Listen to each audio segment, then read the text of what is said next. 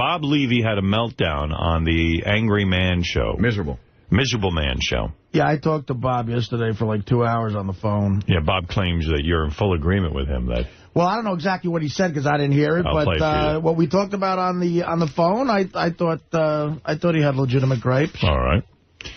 Here's the background on this. Bob requested to come on the show to promote one of his gigs. Gary told him it wasn't time yet. You know, we space out certain people. Right. All people, not certain people. Bob's not being targeted in any way. We love Bob. But Gary felt, okay, and he gently said, not this month. We're booked up this month, which, Gary spaces this stuff out. And that's what I ask him to do. That's his job. And so Bob reacted in this manner. First of all, I should give you some background to this. After Gary gently told this to Bob, his new wife or girlfriend, I don't know if she's a wife yet. No. Fiance. I was wrong on that. I thought that was her, and it wasn't. I didn't realize the show would air last night, so it wasn't his fiance that emailed me. Oh, who was that? I didn't realize the show would air last night. I guess somebody heard Bob talking and sent me that note. Oh, okay. That wasn't his fiance. All right, good. All right, so here's Bob melting down. Bob has a wrestling background, right? Yes. Yeah. He sounds like a wrestler. Yeah, he sounds like a wrestler. Listen to this. After all the shit that I do, I asked, can I come in for 15 minutes and fucking just plug this fucking thing? I got an email back that, oh, no, we're a little too busy this month. Oh, yeah? Oh, let me see. Who the fuck is on then, okay? Who are these superstars? Email from who? From Gary. Okay. You can't give me fucking 15 minutes after all these years being your fucking guy. Your fucking guy, as you say. I'm your fucking guy. I talked to Artie today. Artie is 100% on my side saying that it's a disgrace for them to fucking even say no to me. It's a fucking disgrace to give me 15 minutes. Why don't we just open up the door to Bob Levy and come let in him, anytime. Anytime, because Bob should be on at any given second. Well, I don't think he's asking for any time, but no. First of all, let me tell you something. We have Bob on. Well, let Bob finish. In all fairness, I like Bob, so I'm not going to get worked up. Bachelor party for me, fucking shove it up your fucking asses, okay? But let me say, fuck it. I was doing my wedding and that shit. Fuck it. I'm getting married next week. I save all this shit for them. Fuck it. I'm not saving anything. Everything's here. I don't need to be fucking loyal to one fucking show for fucking all these years and get smacked in the fucking face. Nobody else that comes on to that fucking show sits there, writes bits for nothing, does shit for nothing, comes up here to film a 10-second intro to a fucking roast show when I'm 3 hours away for nothing. I've been doing this for fucking years, and you ain't gonna fucking smack me in the fucking face by telling me you don't got 15 minutes for me. Fuck you. Fuck you. Well, first of all, after that first tirade, I'll play you another one. I have to back Gary up. Number one, Bob, this show isn't about who the guest is. We have to sit and space those things out. Secondly, how dare you? I mean, my God, we gave you your own show. You're on the air, right? You're on the air. We don't give that to hardly anyone, lest you forget that. Not only that, every person who comes in here, Sal and Richard and all of them, talk about Bob Levy's new comedy club, and they're appearing there. We've never given a person so much access, and quite frankly, Gary's now very offended by the way he was spoken about. And you know what? He's the only comedian. We did this for him because he does the roast for us and puts us together. Right. Like, I think. By the way, I thought the roast and making him the roast master was a big thrill for him. Maybe you should take him off that. I think the point for Bob is if we put Bob on the show often, he gets to plug what he wants to plug. Nobody gets paid to be here. Do you know what I mean? Right. Like, any guest that comes on, they get to come on, and what they get paid in is plugs. And we let Bob plug gigs when he's not here, like Fred O'Reda's plug once a week. I know. That's well, an don't enormous, do that anymore. That's an enormous gift. He clearly doesn't appreciate it. He thinks we don't do anything for him. Well, so, Fred, stop reading that. I'll do it today. I mean, let's cut it out. I mean, it's just clearly upsetting the guy. Now Bob's getting less plugs. Yeah, of course. I mean, I never heard a guy go so nuts about nothing. It's great that he has his own show and stuff, but obviously, I mean, a plug on this show during the bulk of the show, that's gold. We do that. But whenever Bob calls in, I pick up the phone call, and he always plugs. And all the guys on the Sal will be on the wrap-up show, and he'll go, hey, by the way, can I mention I'm going to be at Bob Levy's club this weekend? I mean he's got more access than anybody's ever had. No, he's being a bit piggish here about his access, I believe. And I'm going to back Gary up on this. I don't think Bob's being fair. What happened? You told him on the phone he was right? No, well, I didn't know the extent of everything he said on the air last night, but look, I know a lot of comedians aren't lucky enough to have a steady income, and people are hurting now for money. And, right, but, and everything. And Bob isn't so loyal to the show. He was on Kid Chris's almost every day. And I hear through the grapevine that part of what's freaking him out, this is what the guys in the office were telling me, is that now that Kid Chris isn't on, it's freaking him out because he's got less places to be. That's what I figured. But I think he figured that Kid Chris was a friend of the show. I don't know anything. No, I've never told Bob. By the way, we never said to Bob, don't go on there. But if you're so loyal, I mean, stay on our show. But no, I don't have a problem with him doing that. I don't sit in tantrum and go, you did another show. Right. I mean, I don't sit in tantrum. I think we've been very loyal to Bob. Do you think you ought to talk to Bob about this? No, I'm never talking to Bob about this. You're never talking to him. That's Gary's job. I'm not going to undermine Not Gary. even on the air?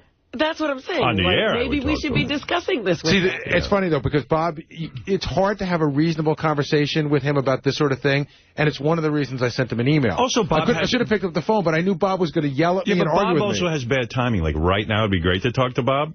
He's not. He'll call in about 2 hours from now when we don't want to talk about this. I would assume he'd be up now, especially after that. Listen to this. Let's just say I'm playing devil's advocate. They don't have time. And they couldn't squeeze you in. Are you maybe... we should have time all the time for Bob, shouldn't we?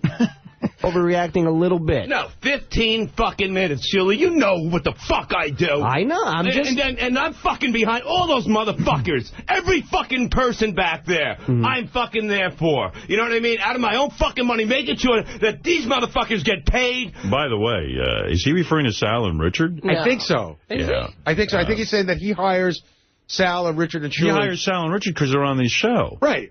Like, if they weren't on the show, would he be so generous? I mean, don't you think Sal and Richard at this point could go out and do a little show together? I thought he was talking about Beetlejuice and the Iron Sheik. Oh, but again, I didn't ask him to do that. Well, at this point, again, Sal and Richard would need a guy to do 45 minutes, and they can't do that yet. But they need each other in a lot of ways. Right. But, I think a lot of people are just broke, and some people are losing it. It's a crazy time. Artie, I understand that. Right. But the guy's making a lot of accusations about Gary. I mean, listen to this. These motherfuckers leave with fucking money. All I asked is to promote a fucking show, and it's a slap in the face. And Artie... And whenever we can't have Bob on, we always say, Fred, give Bob a plug. I mean, sure. I don't know. I've always been very gracious to Bob. Does he... I mean, does he call in like every week or once every few months? I don't know. No, but the fact of the matter is, what comedian can you name that we allow Fred to do plugs for when he just has a gig coming up? We do it because we like Bob. That's the only reason. I'm not looking for Bob to do any work for free. You know that we passed on Gilbert the last time he asked to come on. He's coming on in a couple of weeks, but it's got to be Gilbert, who we love, who's got carte blanche on the show. It just had to be spaced out. It was too much. We can't have a relationship with a comedian if we're not allowed to say no to him. And then the show that I give him at night, he's busy bad-mouthing Gary because Gary said no. I mean, come on. Artie, for the whole ride up here, he's 100% behind me. It's a fucking... Artie's behind you because Artie's sitting in the car with Artie's not going to argue. What does he care? I wasn't in the car. Whatever. No, I do care about Bob. And I didn't mean of caring about Bob. I'm talking about you're not going to get into an argument with him about this. A lot of people say they care about Bob, but the fact is this show puts its money where its mouth is. We do allow Bob access that we don't allow a lot of other comedians. Let me tell you something. Don't think Dice Clay wouldn't like me to give him a plug every week for where he's appearing. Don't think there isn't... I can name you a million comedians who go, how come Bob gets all of these favors? We do it because we just kind of like the guy. I'm not asking him to do anything. How come Jim Florentine doesn't call me and say, hey, listen, could you plug my gig every week? Well, he's fucking the co-host. Well, before that. The guy's taking liberties. I can't believe. That was a bad choice. Now that Bob gets a daily plug on this show. And I'm not even sure why. Why does he get a daily plug? Because you know what? He was doing a lot of stuff with the roast. And I don't know. You know what? I got to say something. The squeaky wheel. He pounds away and pounds away and pounds away. And we're like, okay, we'll give... Like, he asks for it. All right. You know what you got to do with him? He's being a bit spoiled. We're giving him a lot. Take everything away. Take it all away. Does that include everything? The Angry Man show? Everything. Come on. Take it all away. You're killing me. And then maybe, if I feel gracious, I'll let him have something in a year. Don't do that. Whoa. I don't like the attitude. Tell him he can talk like a spoiled child. He can talk to us after the All-Star break. No, but he's not being fair. Yeah, here's the thing. It's also a lack of communication. But He's not being nice. I think you could have helped him, Artie, by saying, shut up, Bob. Right. When did I say shut up, Bob? When you were talking to him on the phone, you said, Bob, you know what? Come on. No, I didn't say shut up, Bob. I didn't give him any advice like that. But what is this? Hold on. What is it, Tim? Last night, before he went on the air, I talked to him about, he said, I'm going to, do this rant. I said, you better think about it before you go on the air and do something like this, because the fans misinterpret all of this stuff. I mean, this is a platform for a lot of these comedians, a lot of these people to get exposure. And it's a part of... We took Bob and gave him some exposure. I don't know. Exactly right. It's a comedian's dream. I can't tell you how many comedians... Greg Fitzsimmons said to me, you'd give me an hour to do my thing? I go, yeah, absolutely. I mean, come on. This is being a bit piggish. And that's a perfect example. Like, Greg Fitzsimmons doesn't call me and say, hey, listen, I've got a gig this week, plug it. Yeah. We help him out where we can. No, this is being outrageous. Insult that they can't fucking give me 15 fucking minutes for all the shit that I've done. Not only that, but and I'm with Bob for another reason. This is Al Rosenberg. Take the show away from him, Wait a minute. Too. Al was going along with it? Yeah. Oh, yeah. Al goes along with whatever's... Al doesn't even stick up for me. Gee. Every time Bobby's on that show, it's a fucking home run. Bobby. You hit a home run every time you're on the show. I have a different story every fucking time. I'm a fucked up individual. I get asked to be on fucking every fucking radio show, and I turn them down. And I talked to Artie today, and Artie said, take him. Fucking take him. Yeah, take it. Well, that's where he's going to have your time fucking now. future as a comedian. So you're making a statement, right? What is your statement that you're saying? My statement is they got a lot of fucking balls for turning me down for a fucking 15-minute spot to help out guys on that fucking show. That I've been fucking paying for on the road out of my fucking pocket.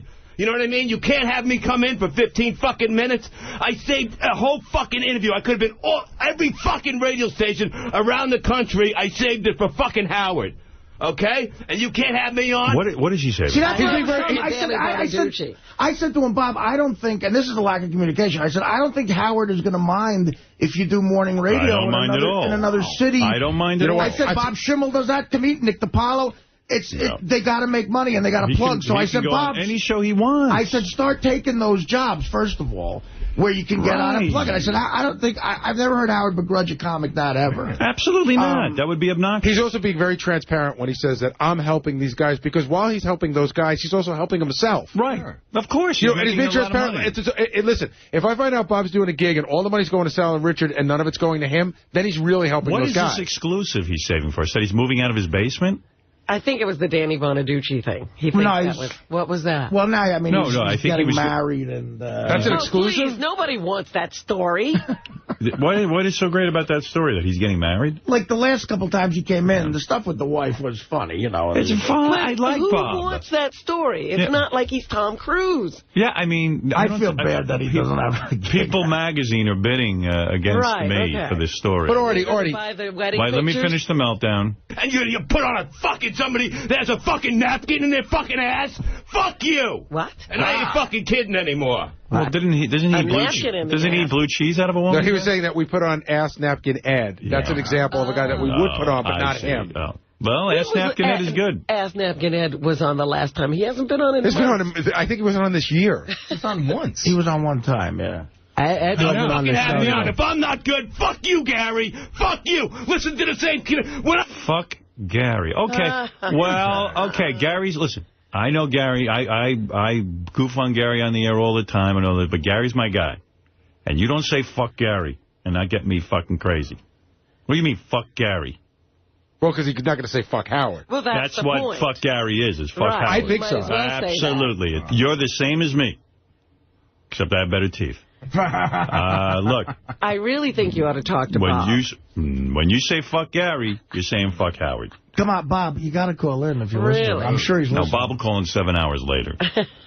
I go on stage, I get the fucking pop. You ask Artie who gets a fucking pop. I get a pop as big as anybody. Bigger than fucking anybody else. Me and Artie, ask him. What's I'm sick of this shit. Yep. What is that? I don't know. Cheer from the crowd. Somebody said that's a wrestling term. Yeah, I think this was a little bit of wrestling. But no, this is very outrageous. No, you got to take everything away. That's it. Done. No more. Come on, reconsider that. No, Artie, you gave him bad advice. I didn't give him any advice. It's Artie's fault. I didn't tell him to say fuck Gary. You should have smacked him into reality. No, I just I didn't like the fact that, you know, a friend of mine is... he was a little out of line. He's saying fuck Howard on my channel. Aren't I a friend of yours, Artie? Yeah, Gary, I didn't know he was going to do that. I mean, I wasn't sitting there going, yeah, fuck Gary. He didn't say fuck Gary on the phone. I was like, yeah, you're right, fuck Gary. When you fuck Gary, you're fucking me. That's all I'm saying. I was just saying I really felt bad that, you know, a lot of people are in these financial straits now, and I don't know what... No. I have that guilt I have, Some people are not grateful. Some people are a little less charming than others. And Bob is one of those guys, for some reason, we've chosen to really bestow a lot of plugs and make him part of the show and make him part of the channels. I mean, we don't do this for any comedian. There's very few. Right. So Bob's been one of those guys that we just like. And Bob's a fun guy, and I like Bob. But, you know, this is you playing the middle, too, Artie. Whose side are you on? I mean, look, I mean, I'm not talking about anybody's financial situation. I'm talking about, hey, wait a second. We've done a few things for this guy. You could have said the show's been good to you. Yeah, suddenly. I said that. Of course I said that. He's out of line. We had a 2-hour conversation. There was a lot of it. I'm not going to yell about it, but the fact of the matter is, and fuck Gary, and everyone's a big shot, but okay, fuck Gary. You want fuck Gary, fuck Gary. And go on all the other shows. As far as I know, Bob goes on every show. And he's never been told he can. No, he doesn't. And I always told him, Bob is extra loyal in the sense that he won't even do those local morning radio shows because he's afraid it would aggravate. Well, of course, because we give him tons of plugs. Joe, you're on the air. Hey, you know what? The fact is, Bob has this comedy club in Levittown. He wouldn't even have that fucking thing if it wasn't for you. You think he'd be a little more fucking grateful. Yeah. This is a little bit offensive, let's be honest. Chico, you're on the air. Fuck Levy. He goes on this fucking bullshit show up in Albany, New York all the time. I went to see him in Schenectady about a year ago. He did a piss poor show. Eating fucking blue cheese, he's a bum. Fuck him. Take everything. Well, no, he does go on other shows. Well, he tells me he doesn't go on any show. He went on Chris every day, and I love Chris, and I'm fine with that. But the fact of the matter is, he goes on lots of shows. He'll go on any show. He goes on Waking Up with the Wolf, and the guy's a fucking hack. He steals Bubba's shit. He steals your shit. In Albany? He's a Clear Channel guy, and he plays Ned's bits all the time. Oh. All right, well, there you go. See? All right, thanks, Chico. Thank you. No, I mean, that's a little out of line. Come on. The guy, look, he obviously never screamed at me, fuck Gary, at all. I mean, I would never... I mean, but Gary goes out of his way to be nice to Bob, and Gary will call me all the time, go, hey, Bob wants a plug here, Bob wants a plug at the end of the show. I said, give it to him. Well, what did you say to him? Nothing. I said, listen, I mean, you know, you're going to have to... You're going to have to... well, I mean, you know, with relating to this show, I could, you know, try to give him some advice. I said, right now there's a lack of communication. You have to... I'm guaranteed, if you ask Gary, is it okay to do those other shows, he'll say fine, especially with the climate right now. You've always said fine. I never told him not to do other shows, but I'll tell you something. This is where see, that's what he's thinking in his own head. Okay, so talk to me about it. But this is where I think Bob is retarded. This is the biggest, dumbest thing that he could do. So he goes on that show last night, right? I've been trying to call him to come on right now just because I think it's good for our show right now. Right. He does that last night. He's going to drop an atomic bomb and then just fucking sleep. Right. Like, you would think he would be up first thing in the morning ready to deal with this if it came up. And he's asleep. He usually is. So if he wants to get on the show, now would be the time. Right. And he would know he's going to drop that bomb last night and then go to bed. Exactly.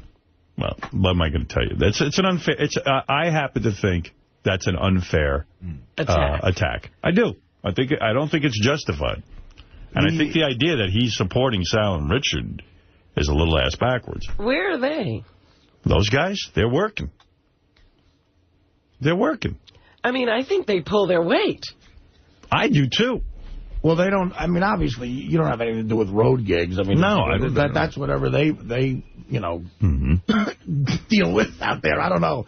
They're playing crazy gigs now at, like, strip clubs and... Really? When you give a kid everything, they don't appreciate anything.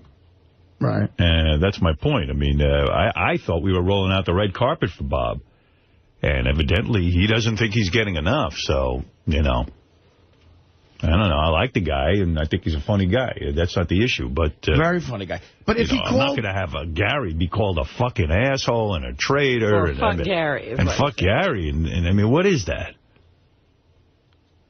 If he called in, is there any chance he could get you to give him something back if he called in? I mean, I got to hear a guy who's gracious and say, hey, this show owes me nothing. And, boy, what you guys do for me, this is the greatest thing in the world. And when you guys decide to have me on, I'm thrilled. And when you don't, I get it. It's what keeps the show strong. I mean, I don't know. I don't get it. I don't. I mean, Bob, we roll out the red carpet for him. We don't give me a name of another comedian we do that for.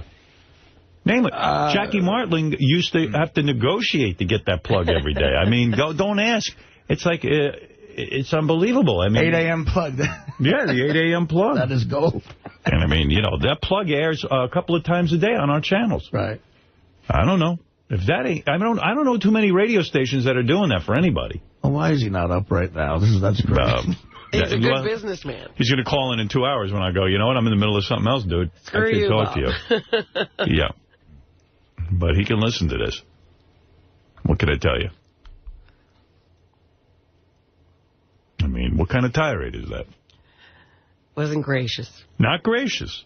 I'm sorry. That's the way I see it.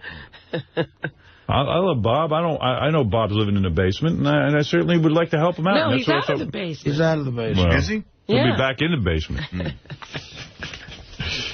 I don't know, man. The guy's a little out of line. If you ask me. If you ask me. Well, who else are we going to ask? Exactly. There's nobody else who cares. I think the people in my audience are going, I don't give a shit. Is there any more tirade, or was he done? That's all I have. I don't know if there was more or not. I think it was a 4-hour show. Oh, dear. Right. I don't know how long that went on. They were in for Pharrell. Oh. Oh, okay. Well, who else gets that? I was going to say, what about the rest of the guys on that show? That was the whole show gone? Jerry, you're on the air. Hey, I think the only way that Levy could make this right, he's got to come on and cry like a little bitch. Okay. Cry. I mean, beg. Tears. Cry for forgiveness. Please, Gary. No, he's got to kiss Gary's feet. Oh, yeah. And say, thank you, Master. Oh, he should do the Mother Teresa thing. He should bathe Gary's feet. He has to bathe. Yeah. What does the Pope always do? He bathes the feet and he kisses them, blesses them. He finds the filthiest fucker out there, and he bathes the guy's feet, and then he kisses them. I always thought that was a PR stunt. It absolutely is. A rusty trombone, then, too. Right.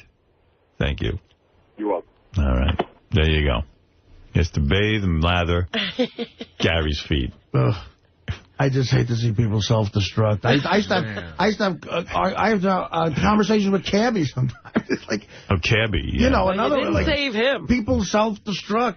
Artie tries to help everyone, but they never listen. So far, he's 0 for what? 0 for 2. Right. You can't blame Cabby on me. That's his mother. That's that poor woman. That's that poor woman who retracted that. Let's go to Jerry. Jerry, good morning and welcome to the show. Hey, good morning, guys. How you doing? Good morning.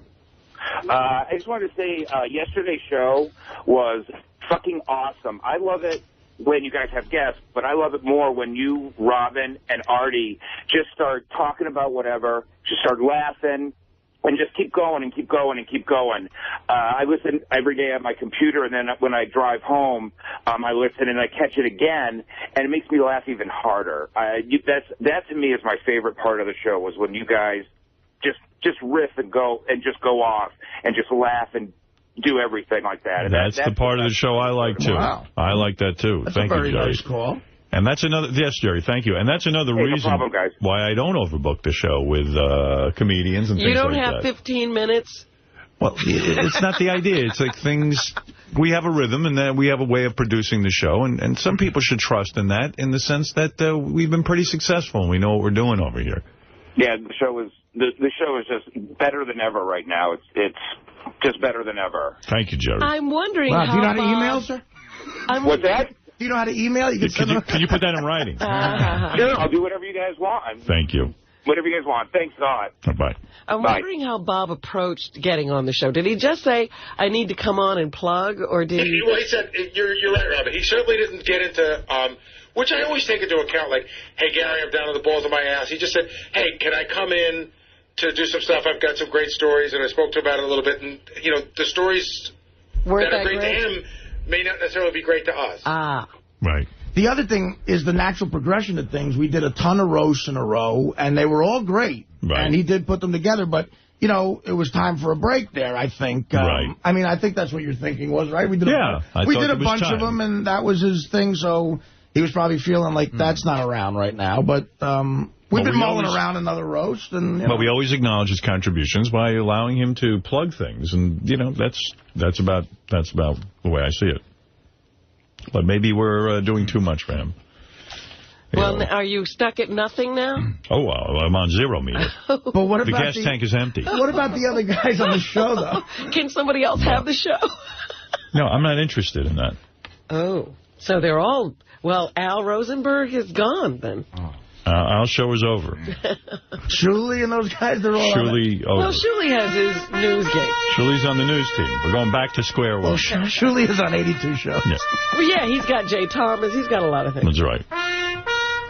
In fact, give that hour to Ask Napkin Ed. Make it the Ask Napkin Ed show. YouTube, AskNapkin.com. Alan? Yeah. Doug Goodstein just came in because he's got a question. We don't know how far the Bob Levy thing reaches, but, you know, Doug's working on a Killers of Comedy show. Cancel it. Oh. Okay. Hello, Bob. Hello. Oh, yeah, Bob is up. I think your tirade is totally out of line, and I'll tell you why. Okay, go ahead. All right. I think that, you know, you call up and say you want to come on the show. We don't have 15 minutes for you. That's true. Sometimes we don't want to have you on the show. That is true. I space these things out. Now, when you say fuck Gary, you're really saying fuck Howard. Let's be honest. This isn't Gary. I'm in on those decisions, too. So it's really fuck Howard. And you know, Bob, I think I can't name a comedian. I can't think of one that we give a plug to every day because we just like the guy. I can't think of a comedian who... How many comedians you know would want an hour to do the Miserable Men show and have a presence on this show? And as far as you doing other shows, when have I ever stopped you from doing Kid Chris almost every day? When have I ever told you not to do Albany? I'm a big promoter of your career. I know that. This tirade of yours is so out of line. I don't even. It just shows me you're pissing on anything that we do for you. I'm not. I don't know that. Gary will call me up and go, "Hey, Bob's a good guy. You know, we can't have him in all the time, but you mind giving him a plug for the?" I go, you know what? Give it to Bob. I go, of course, Bob's part of our family. And I don't know, man. I just don't do that for anybody. And I'll tell you what, I know Mel Karmazin doesn't like giving anybody a plug for free. Go fuck him. He's got a comedy club. Let him buy advertising. No, I know. We usually do buy advertising. No, but I'm saying you don't even need to. We sit there and acknowledge who you are to us, and we acknowledge your accomplishments.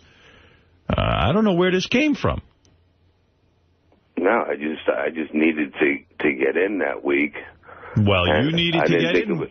I didn't think it was that big of a deal. It's not a big deal to you, but this show is a big deal to us, and we have a balance, and we know what we want to do. And we're always cognizant of the fact that if you ask for something, we go, hey, you know what?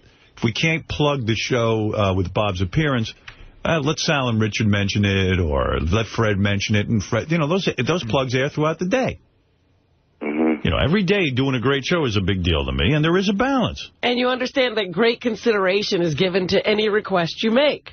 I don't think after that tirade I should do anything for you. I really don't. I mean, if that's the way you feel, it's fine. You know. No, I don't know. I mean, you're saying basically fuck Howard when you say fuck Gary. No, I don't. I'm not saying that. You know, I don't see me being a bad guy to you. No, it's just that I was pissed off I couldn't get in there. I thought that, you know. Last time I was on was pretty... You were on our air. Howard 101 is me. I gave you an hour to do whatever the fuck you wanted. Go on and be funny, and people go, fuck, that Bob Levy's funny. I'm going to go watch his show. No. You're going to sit and bitch about... You're going to say fuck Howard, basically, for an hour. That's your show. Fuck Howard show. Well, let's call it the fuck Howard show. It was like 10 minutes. I just got it off my chest. Well, good. Well, good. Do you think that was the best place to do it? Yeah, well, why don't you just take the rest of my channels and say fuck Howard?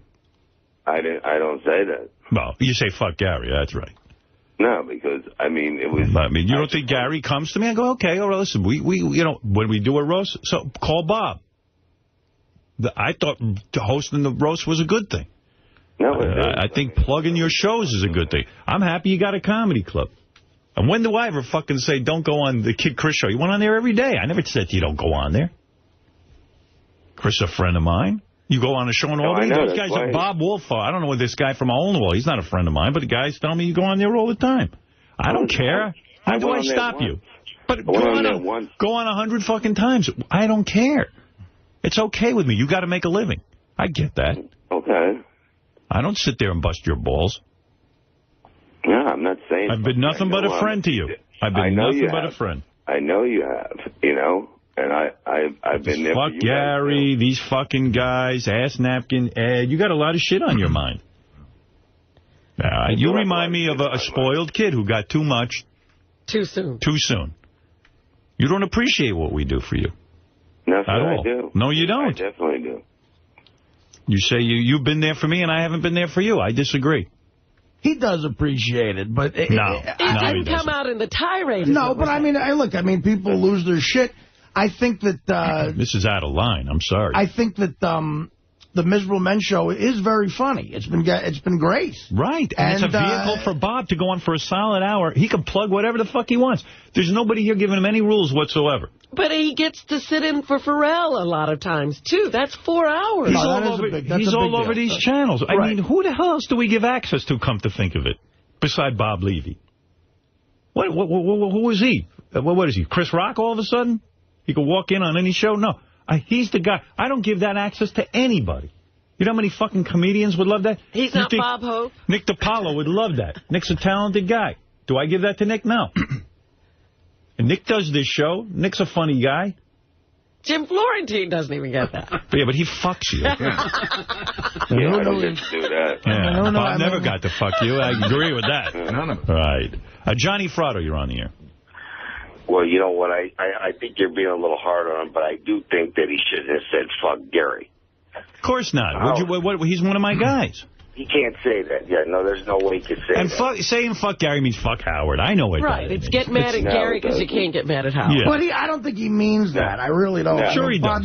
What does he mean? What does he mean when he says fuck Gary? I mean, I think when people get mad, they say shit they don't mean, and I'm hoping and I'm thinking that's the case. He's mad. Be mad at us. Be mad at Jay Leno and David Letterman. I don't see them having you on or giving you an hour on the radio. Now, those guys you could really take off on. You're busy pissing on us. I mean, the guys who are giving you something. Why are you not pissing on... Why don't you get on that show, Angry Man Show, and whatever it is. The Miserable Man Show, and fucking scream about Jay Leno and David Letterman not having you on. And Jimmy Kimmel. And fucking every other fucking television show in the country. Why are you not screaming about that? Oh, I know. You stayed off Letterman out of loyal to me. Okay, you're loyal. You want to be fucking loyal. Oh, I forgot. You can go on Letterman now. It's okay. I do a dirty act, and that's what I do. You do a dirty act, and that's what you do? Yeah, so how am I going to be on Letterman or anything like that? Oh, so he gets a bye. Oh, so he's a good guy. So it's not fuck Dave Letterman, it's fuck Howard Stern. It's your fault, not his fault. Sorry. You know, I'm the bad guy then, you know? Well, you are a bad guy. You're not nice. You're not a nice man. I am not. I think I'm very nice. Well, not nice Howard, to me. Yeah, Howard, that's nice. Listen, Howard, I think you got something contagious going on here. What? I think he is nice. Let me tell you what not nice is, okay? Not nice. I have the perfect example. Eric the Midget wanted to come up here for fucking WWE and to go to the Jimmy Kimmel show. Right. We fly him up here. We get him here. We put money in his bank account. He comes, he has a great time, he gets home, and he sends me a very formal bill. A bill? A bill. For what? Well, that's funny. Wait, hear how much? I added up what he gave, what we gave him, and what he wanted, and it would have come out to, for the 1 day, 2 days, $3,300. When I asked for the itemized breakdown, well, by the time he got done, he owed me $200. He said there was a problem with the math. Yeah. Well, No, you see, this is a problem. When you do something nice for people... And they send you a bill. Right. I mean, I don't see anyone in show business doing anything nice for Bob Levy except me. I can't think of one. You know, this is like the Jackie Martling syndrome. It is. Oh. You know what? I'm going to take the hit for Bob here because I think I probably said, you know, he should say whatever he wants to say on the show last night. You gave him bad advice, Art. Right. This is what I said to you earlier. I mean, but it's not, and it's not his fault. I mean, this is a guy who sits and tells you, how are they doing anything for me? All the shit I fucking do for them. I'm like, what are you doing for me? I didn't know. Somehow my career will be okay. I didn't know he was going to say fuck Gary. That I didn't know. But I think what is that? I think Bob is caught in the middle here. And Bob is caught in the middle. Bob's the whole source of the problem. How's he caught in the middle? I think I'm the source of the problem here. No, you're not. I don't think you should take the show away from him because I think you're right. I should have given him better advice. I should have. Yeah, you fell right into it with him. I know what you mean. You're in a weird position. He calls you, so you want to go, yeah, Bob, I agree with you. But you know what? I got to be a friend to Bob. I'm going to give him the best lesson of his life. Right. Because it's going to help him in his career. Sometimes you got to tell a friend something they don't want to hear. Yeah, sometimes, if you had called me, I would have said to you the following. Bob, are you fucking insane? I mean, how much fucking coke are you on right now? Actually, I stopped doing it. Maybe you should go back because you were thinking better. Well, that is good. You should stop doing coke. That's good advice I can. I mean, I would say, Bob, let's weigh out in show business who's been nice to you and who hasn't. Let's see. Howard's been nice to you. Who else? No one. Oh, come on. I mean, honestly. How long is that list? Jackie was nice to him, he said in the early. Oh, Jackie was. People are nice to me. I mean, come on. All right, so well, then you should go talk to them. Then why do you need so many plugs on this show? You got shows. That's it. I mean, I'm the only guy I can think of. Name another guy, Bob. Bob, name another guy who gives you a daily plug on the show. I want to hear what radio station is rolling out the red carpet for you. No, I know, but that was the deal we made out for the plugs at the beginning. A deal? I got no deal. I do this because I like you. With the roast. But we haven't had a roast. We haven't had a roast. So deal over, okay? Now I'm going to stick to the letter of the deal. Okay. Bob, you're talking yourself out of more crap. Yeah, you don't have to leave it. You don't have to leave it at this, though, Bob. I mean, you know. I'm not leaving. What deal did you have with him, Gary? He asked me if we would do that for him, and I said we would, but I don't know that that's a deal. Yeah, a deal. In other words, yeah, that's a handshake. Right. In other words, I said to you, you said, hey, would you help me out doing this? And I said yes, but what is that a deal, Bob? Like, am I now obligated? Obligated to you because we helped you out? You better stop that shit right away then. I don't want to be in any But Bob, what kind of deal was that? Like, what are you giving me in return for me doing that for you? No. Nothing. For the roast thing, they said make up a payment. The roast was 100 years ago. The other thing is, but we have done that. But if you wanted to put it in financial terms, we probably paid you 20 times over. We've done 3 roasts, and we've given you these plugs for almost since the day we got here. Because we like you. Had nothing to do with your roasts. I could put together a roast. You said, hey, I'm not getting paid for the roast. Can I get some plugs? And I said, okay, we'll help you out. But I don't know that that's a deal. By the way, what is this great story you're saving for my show? I want to hear it now. You wanted to bring on, yeah. Let me hear the story you're saving. I'm dying to hear it in 15 minutes. Yeah, let's hear this fucking thing. No, I don't want to. I wasn't bringing it up because. Well, what is this story you're going to tell? Let's hear. This is the story everybody wants. Yeah, you're saving it. You won't do it on Miserable Men. You won't go to any other shows. You won't do it on Letterman and Leno. What is this great story? Hey, Howard, if he apologizes to Gary in a sincere way, this is a first offense. I don't think you got to be so. Second offense, by the way. Johnny, if this was your father, a man who ran the mob. Yeah. How many offenses? How many offenses does he allow a guy before he gives forgiveness?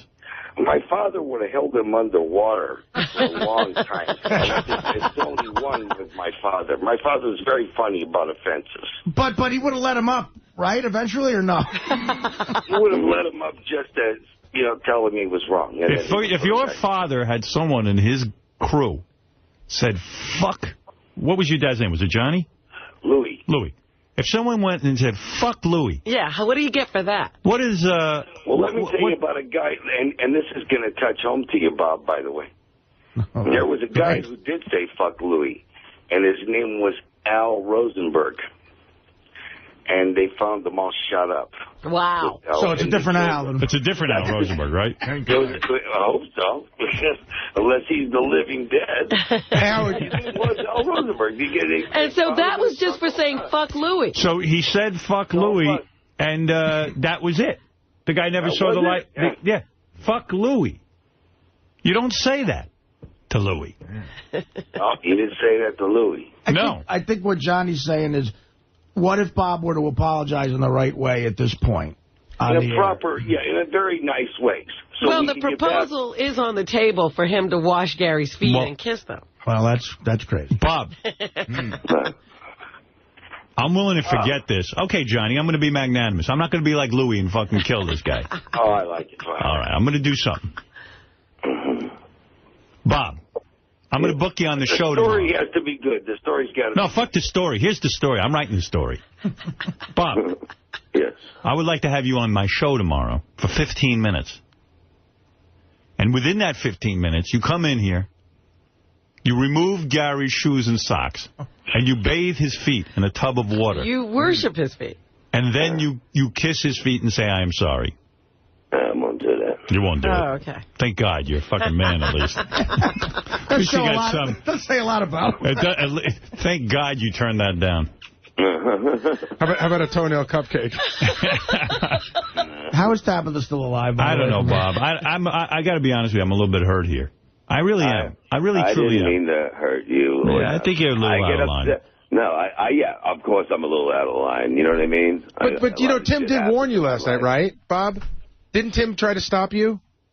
Yeah, he told me to hold on, but I just was like... You know what it is, Gary? Gary, you got to understand what a sap I am. I'm too nice a guy. This is what it all comes from. I'm giving Bob all this and that, what I consider to be some really big access to my channels, to my audience. I mean, I put him on for an hour. I give him huge access. And what happens is when you're a nice guy... You get stepped on. You do. It's like I'm a little bit too loose about people fucking criticizing me and this and that and the whole thing. And my operation. You know, I let things fly because it's interesting. But nobody really respects me, my accomplishments, and what it was to put together these channels. I hope that. Bob thinks I'm a piece of dog shit. Yeah. No, it's okay, Bob. Nobody respects you? Yeah, you think I'm a piece of dog shit that can be stepped on. Fucking way. Nah, it's okay. I see what's going on here. No way. I mean, I'm just giving too much to you. And maybe Bob doesn't respect you. Other people do. Maybe. What does it sound? Well, Howard, if it means anything to you, I'm on the road with Bob a lot, and I know you're hurt and Bob's hurt. Bob's hurt? What is Bob hurt? What's Bob hurt about? All Bob does is, I'm telling you, he's infatuated with the show. He's committed to the show. And I think the issue here is that it's not really a fuck you, like Artie said. I don't need him to be committed to this show. Look, he's giving you money out of his own pocket. Yeah. Well, he has at certain times. But the thing is that what's that all about? But why is he giving you money out of his own pocket? I thought you guys do shows together. We do. And you perform. And because you're on his shows... It helps his profile. Yeah, we know. We all work as a team. I understand that, but the problem with He's Bob, not giving you anything. He's doing something to help him. What I'm trying to make... If you didn't help Bob Levy wouldn't be with you.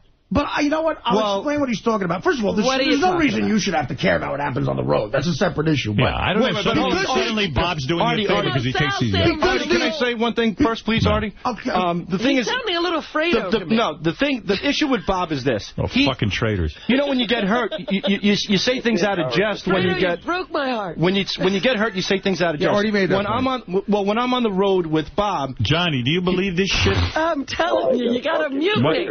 Traitors. I mean, I feel like I'm going to get that shiv in my You said, Howard, that you felt like a piece of dog shit, and I want to let you know, please don't feel that way because... Oh, I shouldn't feel that way. Okay, thanks, Sal. Now I feel better. No, because behind the scenes, you want to know what people are talking about. I don't want to know. You don't? Because I want to know what they're saying on the air. Yeah. All right, that makes sense. But That's what everybody heard. But I think Bob... Nobody heard Bob backstage. Right, you heard him on the air. You and Richard heard him. You and Richard heard him. Fuck Gary, fuck everyone. We don't do anything for him. Well, when I beg to differ. It should have been, you know what, I just want to come on these airwaves today and thank Howard Stern. Right. There wasn't a radio station in this fucking universe that's ever fucking helped me out. There isn't a person who's helped me out except for Howard. And Sal, you're sucking up to Mo Green. No, I'm not so-called... No, wait a minute. Robin, you son of a bitch. You can't come to Vegas and talk to Mo Green like that. And all of Bob's so-called friends who help him... ain't helping him for shit. None of them give him an hour on the radio. None of them give him a free plug every day. And I don't know what the fuck planet this guy thinks he's getting that on. What? Why don't you pull the tapes of us thanking you? I thank you all the time. Yeah. Yeah, I do. Well, nobody tells us that. Nobody heard that. Nobody told me about that. Of course, nobody's going to say that. All right, Johnny, what do I do here? I'll leave it up to you. I think this is what you got to do. You got the guy around for a long fucking time. Everybody seems to like the guy. This is one... I don't like him. I'm saying it's one incident. Okay, so that's one thing against one vote. Yeah, that's a bad thing. It ain't 20 incidents. It's one incident, but I do think he's got to apologize to Gary in a totally right way. All right, that's fair enough. Bob, I think you owe Gary an apology. Well, I'm sorry if I hurt his feelings. No. That ain't an apology. Hey, good enough, Bob. You got to tell Gary you're really sorry, genuinely sorry from your heart. Well, where is he? I'm right here, Bob. People talking. Bob, I'm right here. Gary, I'm sorry if I said something that, hurt your feelings or thought, that I don't really like you. It's just that I was angry at the time, and I was pissed off, and I just went off. Johnny, do you feel that's a proper apology? I got to be honest with you. I didn't feel the soul. Not a dry eye in the house. Yeah, I'll tell you why I don't like the apology. If you feel I said something wrong, I apologize. Right, it's almost like I didn't say anything wrong, but if you feel it. It's your fault. Right. I'm sorry for what I said then, but I just... But see, don't say but. But.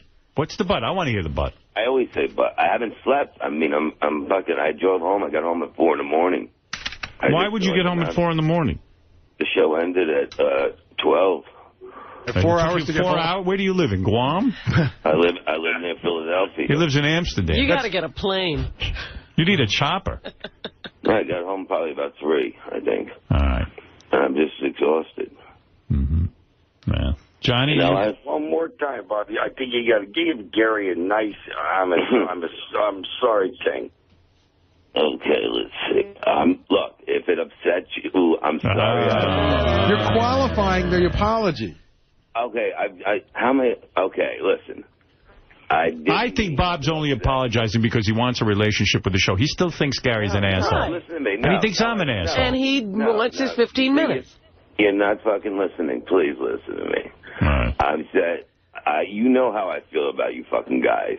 And what's the matter? I can't lose my mind every once in a while. I'm the only one that, can't do that.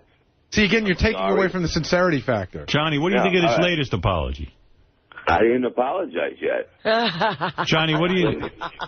Apology should be like this here, Bob. Let me tell you something. Yeah, Johnny has seen many apologies to his father, and here's how a guy apologizes so he doesn't cut off his... Maybe to make it sincere, we should put a gun to Bob's head. Yeah, go ahead, Johnny. Show him how to apologize. Question, does anybody have a gun over there? Because it is a lot more effective if a gun is involved. I do, but it's illegal. I can't bring it out. Hold up their finger like it's a gun so I can get the full effect. All right, we're doing that. Go ahead, Johnny. Show us how you do it. You should be saying, Gary, I'm so sorry about those words I used on you. I really didn't mean any of those words. I was just upset. Maybe it was the pill I took that made me act that way. Something like that. Yeah. Pretty good. That's pretty good. I like that. Johnny, I accept your apology. You got to learn how to cop a plea. Gary, hey, Bob, Gary don't like me. Hold it. Eric the Midget wants to defend himself against your accusations, Johnny. Now I'm hanging up. Wait, don't hang up. Hold on a second. Let me see if I can get everybody on here. Bob, don't you go anywhere. We're still going to wait to hear your apology. I know. Don't turn Bob's apology into a circus. Eric, go ahead quickly. I'm trying to help you, Bob. Help me now. Eric, Johnny upset with you. I have no idea if he is or not. I didn't think he was. I was just telling everybody about your bill.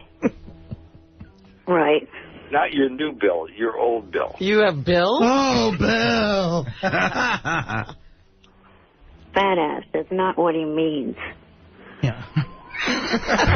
Tell him about your bill. Well, yeah, Bill. You send Johnny a bill. After he brought you to Los Angeles. Yeah, a trip that I didn't think I was going to have to pay for it all, and ended up having to put airline tickets and a 2-night hotel on one of my credit cards. Now, wait a minute. Did I ask you to put up 2 airline tickets? No, but your friend Jake did. But did I know about that?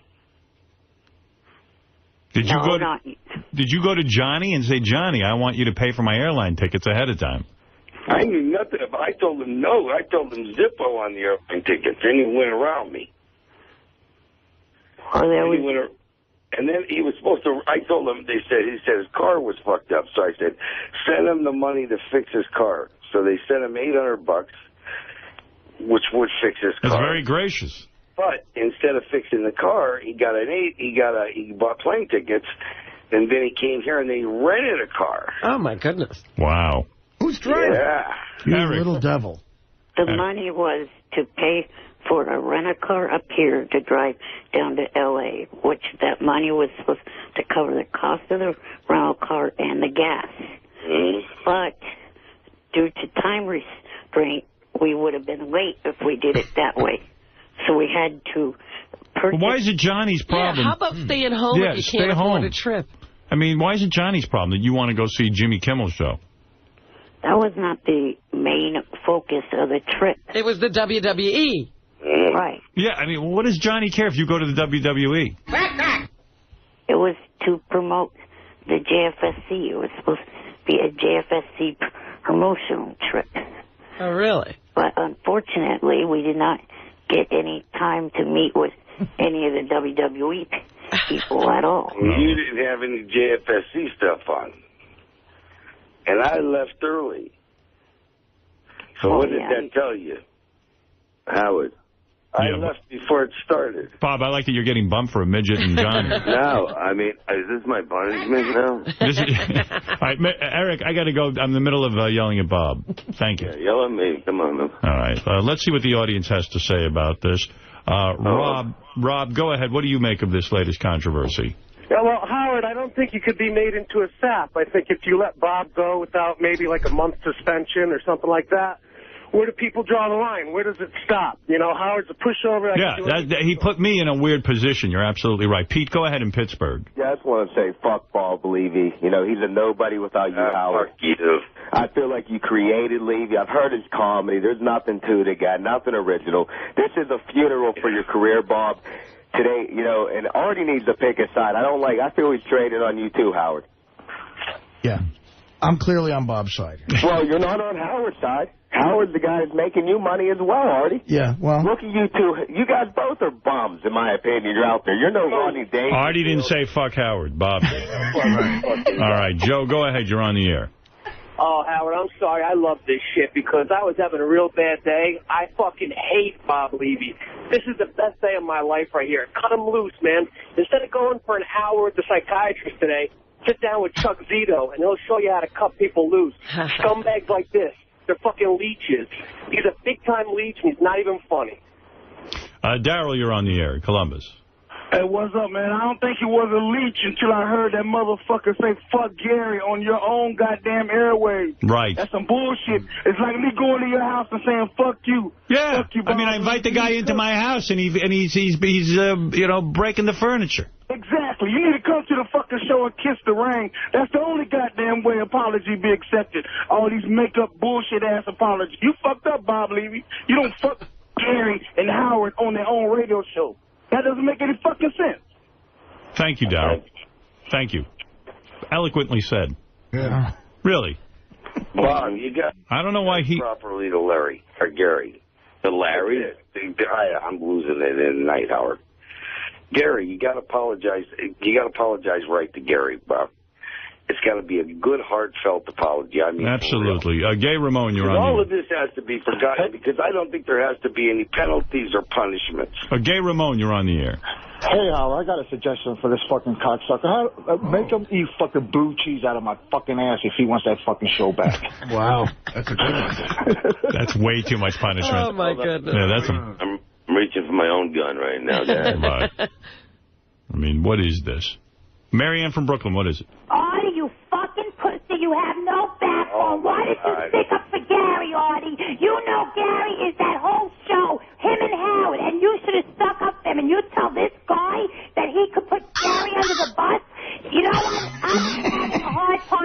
listening to? Doug, you're on the air in Las Vegas.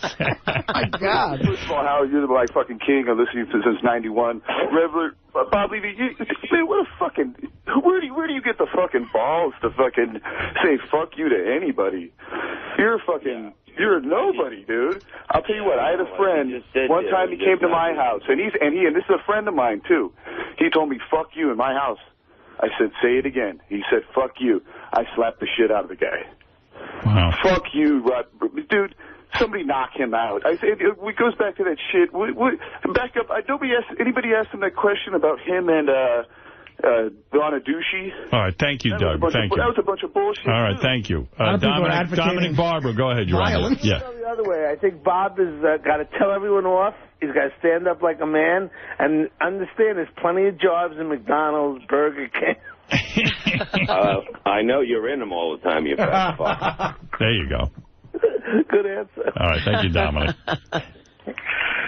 Then the fuck Gary, I think that this has gotten way out of line. It's just the Gary situation that's concerning me. I think with the same sincerity that you seem to say fuck Gary, you gotta apologize. Bob, I think you got to say something here to say and to have everyone save face so we can get back to having a relationship with you again. And Bob, within your apology, because Bob, I don't give a fuck what them callers say. You need Bob. Right, Bob, within your apology, part of the show. Within your apology. Like Howard said earlier, fuck Gary was really fuck Howard. So when you're apologizing, even though you're apologizing to me, keep that in mind.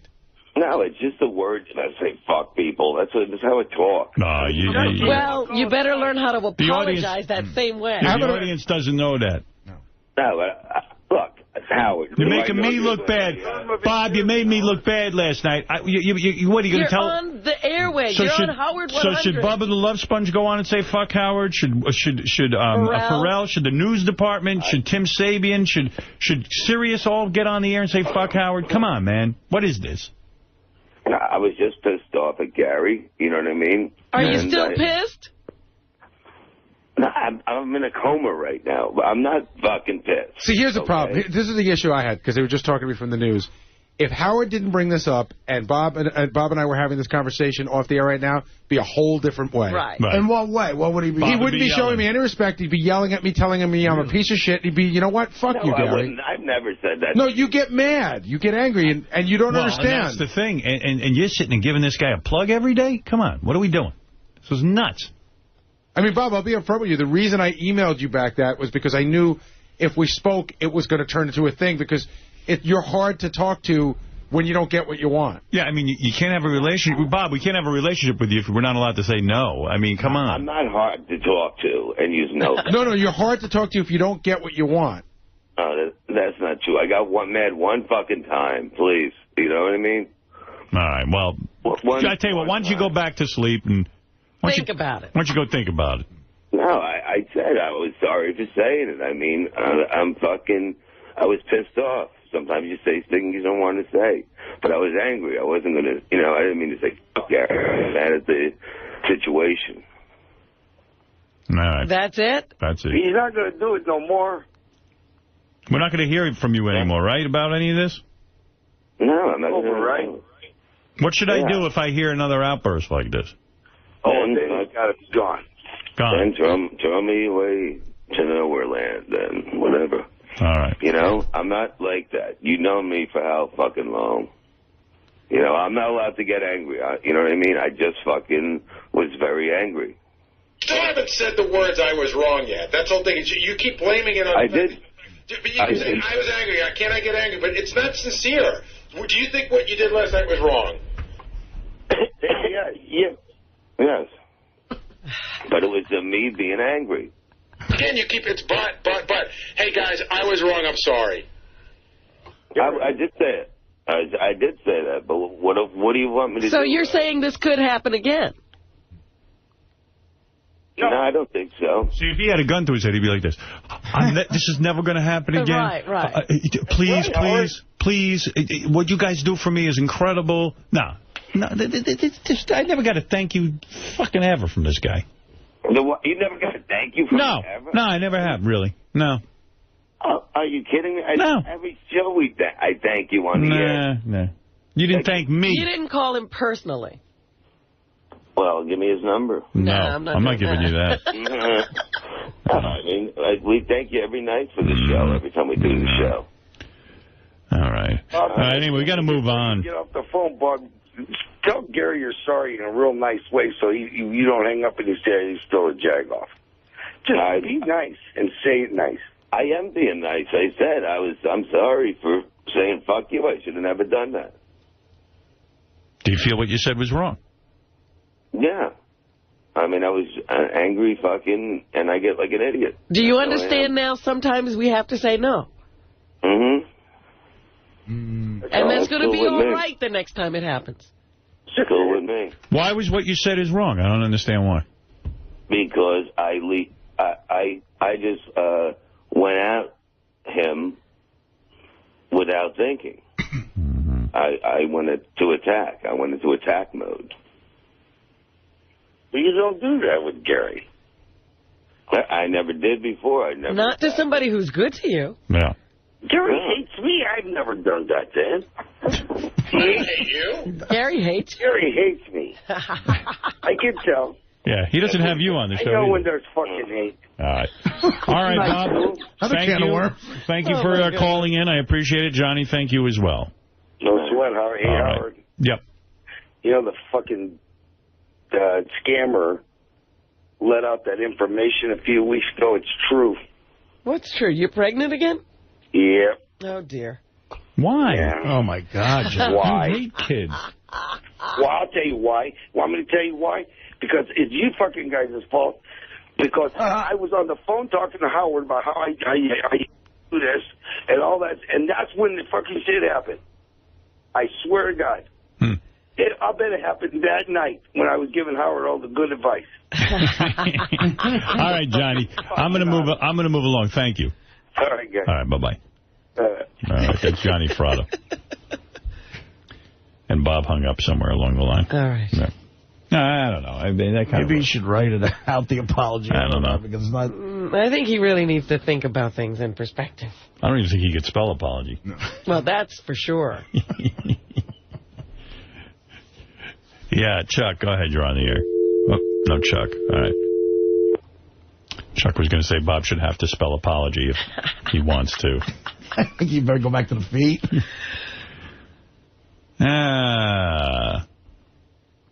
We better take a break. We haven't broken. Yeah, we got a break. So where are you at now? Are you still... Yeah, where are we? I don't know. Are you reinstating everything or keeping everything off? I'll just leave it the way it is for now. You don't want to take the plugs away for a week as a penalty or... As a punishment? Or maybe that's not a good idea. Well, you'll be my consigliere. You tell me. What would you do? At this point in time, I think Bob is just a mess. I leave it stand for now. Any other offense, no plugs, no nothing. He's done. All right, so you feel he's been warned. He's been warned. This is the warning shot. Right. Okay, I'll go with your advice. That's and at the end, you bust balls, but at the end of the day, you're very loyal to people. I am.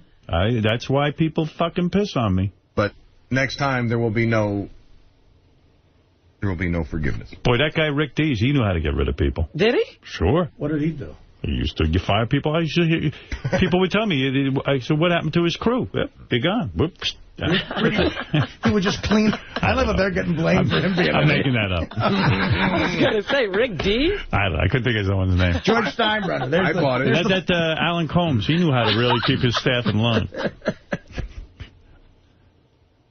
You know. That Ryan Seacrest. Yeah, but the BlackBerry. He's sleeping on his BlackBerry. Now Rosenberg, he's like, every time Bobby's on, he's the great. He hits a home run, Bobby does. Bobby hits the home run. It's very unfortunate. All right, we're going to take a break. We'll be back right. I'm going to go with Fred's advice. Yeah. I'll let things stand, well, Artie. I think that's very nice of you. It right, really is. And Artie, you stop giving people advice. That was not good advice. Listen, and Bob, don't call Artie for advice. Again, and I'll cop to it. I feel like I would rather get punished than Bob. Right. All right. Let's move on because we have a lot of show to get to. And we'll be back right after these words. That's Beat being the character. Hey, Beat, how are you? Happy Halloween, Beat. What character is he being? He's from the movie. What is that movie they made? It was a superhero movie, Beat, What character are you? I can't think of his name. With like a short character. No, there's a movie called... I can't think of the movie. With demented clowns? It's a demented clown. It was played by John... I'm drawing a blank. I can't think of the... Spawn! You're the character from Spawn, aren't you? Yep. John Leguizamo. John Leguizamo. That's right, he was. Hey, Beat, I love the mask. We can't hear you. But it's hard to hear you. Because, do you mind taking off the mask? Sure. All right, thanks, Beat. Wait, is he wearing a mask? Yeah. Artie thought you weren't wearing a mask. Beat, it looks like you've gained some weight. Beat gained weight? Yeah. What happened? Huh? What happened you gained weight? Oh, I gained weight about 230 pounds. Was it the pressure of doing the TV show, the reality show, the new show? It got to you? It was hard, right? Oh, it was pretty hard. Yeah. Beat, I am so happy for you. This is a big, exciting day. I love your new TV show. Thank you. It's fantastic. You're the executive producer on it, right? Right. All right. How did you come up with this idea that you should have your own reality show? I got brains, man. You sure do. I love Always thinking, huh? Yeah. Yeah. I love the episode where you go to the dentist. That's terrific. Right. Oh, my God. And the dentist said you hadn't been to a dentist in a long time. Right. And they say they took off so much tartar off your teeth. Thank God you went. Well, it didn't bother me, but it's still worth it. Yeah, but you only have so many teeth. Yeah, you got to save your teeth. Yeah, I got a couple of them, but I still got them. Yeah. Was this your childhood dream? Oh, there's a picture of Beat on his reality show getting his teeth cleaned. I can't watch dental stuff. And I think Beat's mouth is very tiny, so your teeth get crowded in there, I guess, huh? Well, it takes a little time. Sure. What bet did that dentist lose? Well, I got to tell you, exactly. I even like on the reality show when you're going around in the car just driving around and talking about the Jews and Bob Levy and Shirley. I love all that. You don't like Jews, huh? No. I hate Jewish. Yeah. Really? Yeah. Where'd you learn all that, to hate the Jewish people? I learned that since I was a little kid. Little kid people taught you that? Yes. Yeah. Who told you to hate the Jews? Huh? Who told you to hate the Jews? I've been learning that like 10 years ago. Yeah, a lot of people are learning that. Yeah. Yeah, unfortunately. Yeah. Well, what school is that? It's called America. It's called the School of Life, right, Pete? No, School of Life, man. Of course.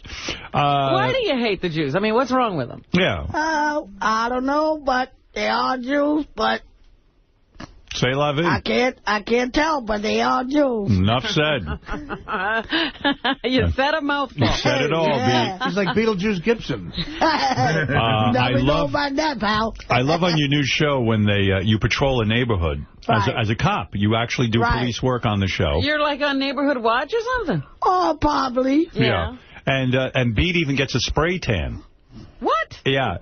Beat got a spray tan. I didn't know you were into that. Well, I'll mention that once in a while. Yeah, and once in a while. he thought the guy in the spray tan place was attacking him. It's really wild. It was a great episode, Beat. It looks like he browned well. Yes. Yeah. But my favorite episode of the new show on Howard TV, Beat, and I got to say this, when you train this guy, Bobby, to be a boxer. Right.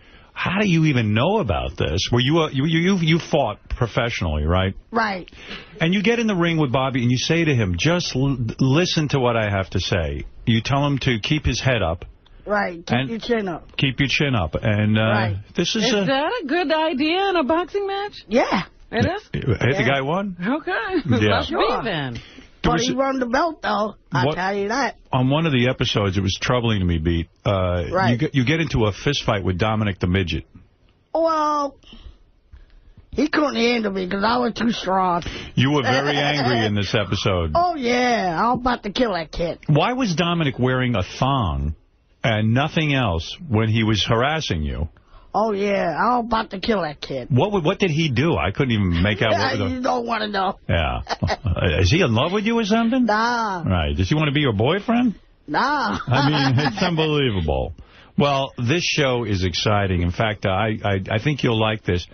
First of all, Beat, before I go any further, I know you do a million things from this television show. I've learned a lot. The show, by the way, premieres Thursday, October 29th. Right. All the other episodes, your reality show, November 5th, November 12th, November 19th, and November 26th. There's quite a few episodes. Right. Do we see Beetle just doing his daily thing, cooking and all that stuff? You see Beetle cook. Oh, you see me do all my acts, honey. You see Beetle doing chores around the house.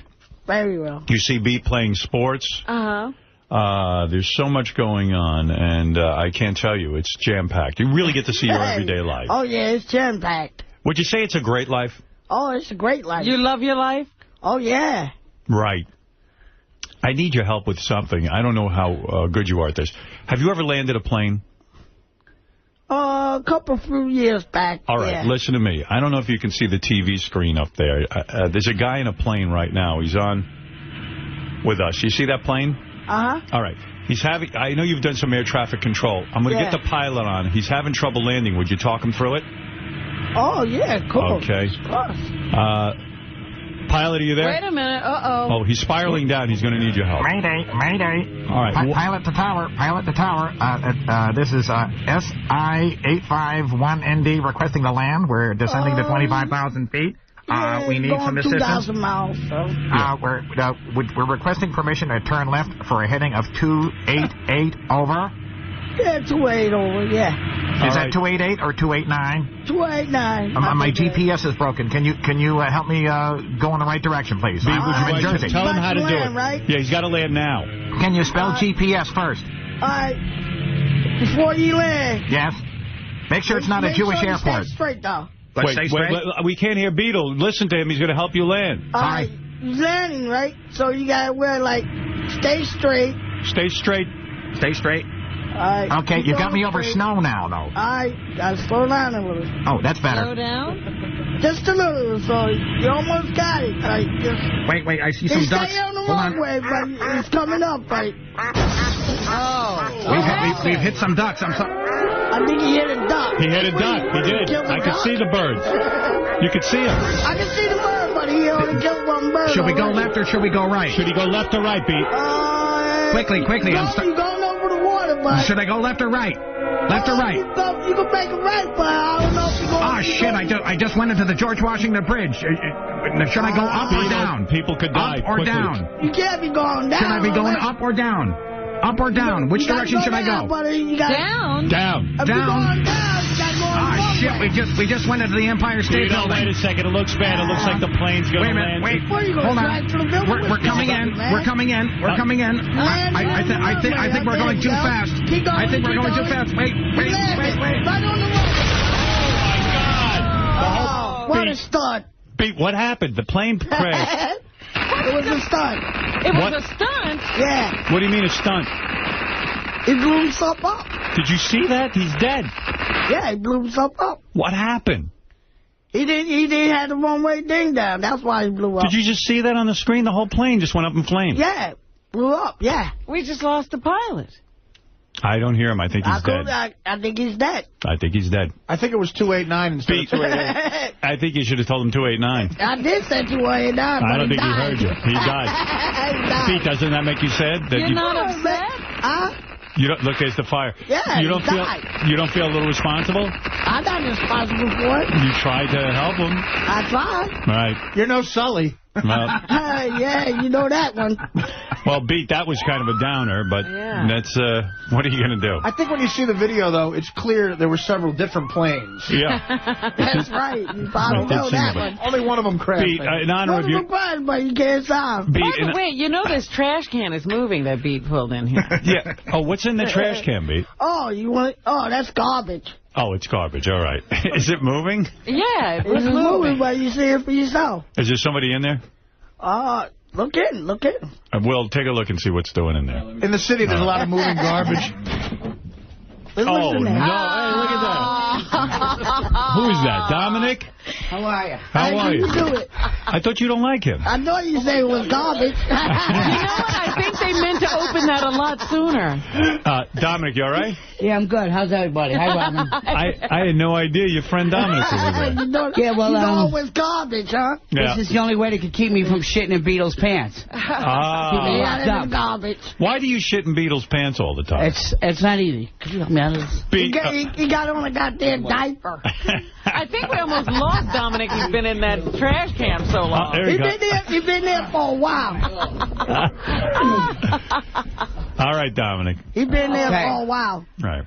Wow, you were in there. I had no idea you were in there. Did you keep me in there because they said that's the only way I won't shit in Beatles' pants. Right. Beat, is that true? Sometimes they find shit in your pants, and he shits in your pants, right? He don't shit in my pants. Right. But I bought something for Beetle. What do you got? You got something yourself. That's your diaper for you. What is that? What is that, Dominic? Will you mind telling us? You got a diaper. Bobby sometimes forget to pack diapers, so I brought one for him. That's your diaper, not mine.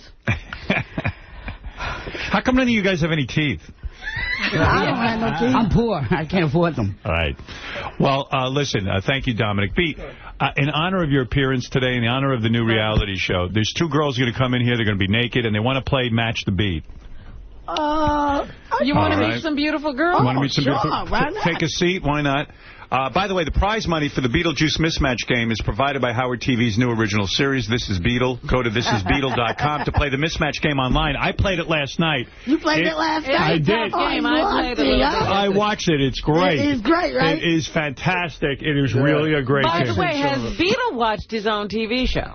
Yeah, I watched it, but it was good. Yeah? You liked it? I watched some of it. Yeah, you got bored? Oh, no. Yeah, a little bit. A little bit. Well, you've lived that life. All right, here are the girls. I life, though, but it's good. By the way, this are two porn stars. This is Priya and Mariah. Priya and Mariah, and they like being naked, and they're going to play the mismatch game for money. Right. Wow, look how beautiful these girls are. Hardwired, A and B. All right. Hi, girls. Now, who's Priya and who's Mariah? I'm Mariah. You're Mariah, and you're Priya. Yes. How cute is Howard? Right. Oh, aren't you nice? You girls are He's sweet. so cute today, too. Both you girls are porn stars? Yes, sir. Wow, how's that beat? Not bad, right? It's not great. That's great. It's great. He said it's not great. Hey, you know the man, the meat of the pack. So you're Priya. You're from, you were originally born in India, but yes, you were sir. adopted, right? Yes. Yeah, I was reading the notes on you, and you became a porn star, you think, because you were adopted, right? It affected your whole outlook on life. Oh, yeah. If I was raised in India, it'd never be, because it's banned. Porn is banned in India, so right. I get a lot of hate mail, so. That's right. Yeah, absolutely. And you've been in porn for 2 years. 2 years. You've made 258 films. Wow. I'll give you an example of, I'm going to give you an example of some of Priya's work. Here she is from her hit film, I think it's called Energetic Sex. Did you make a film called Energetic Sex? I don't know. You don't even know. With 250 films under your belt, you might forget some titles. Thank you. I tell you what, you know you're a success when you can't even remember the names of your films. So here we go. Let's listen to a little bit of this great movie, Energetic Sex. Yeah. Fuck my pussy. You dirty little bitch. Fuck me. Yeah.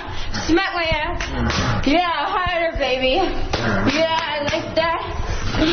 Yeah, they can both slap me. I like that. Fucking yeah.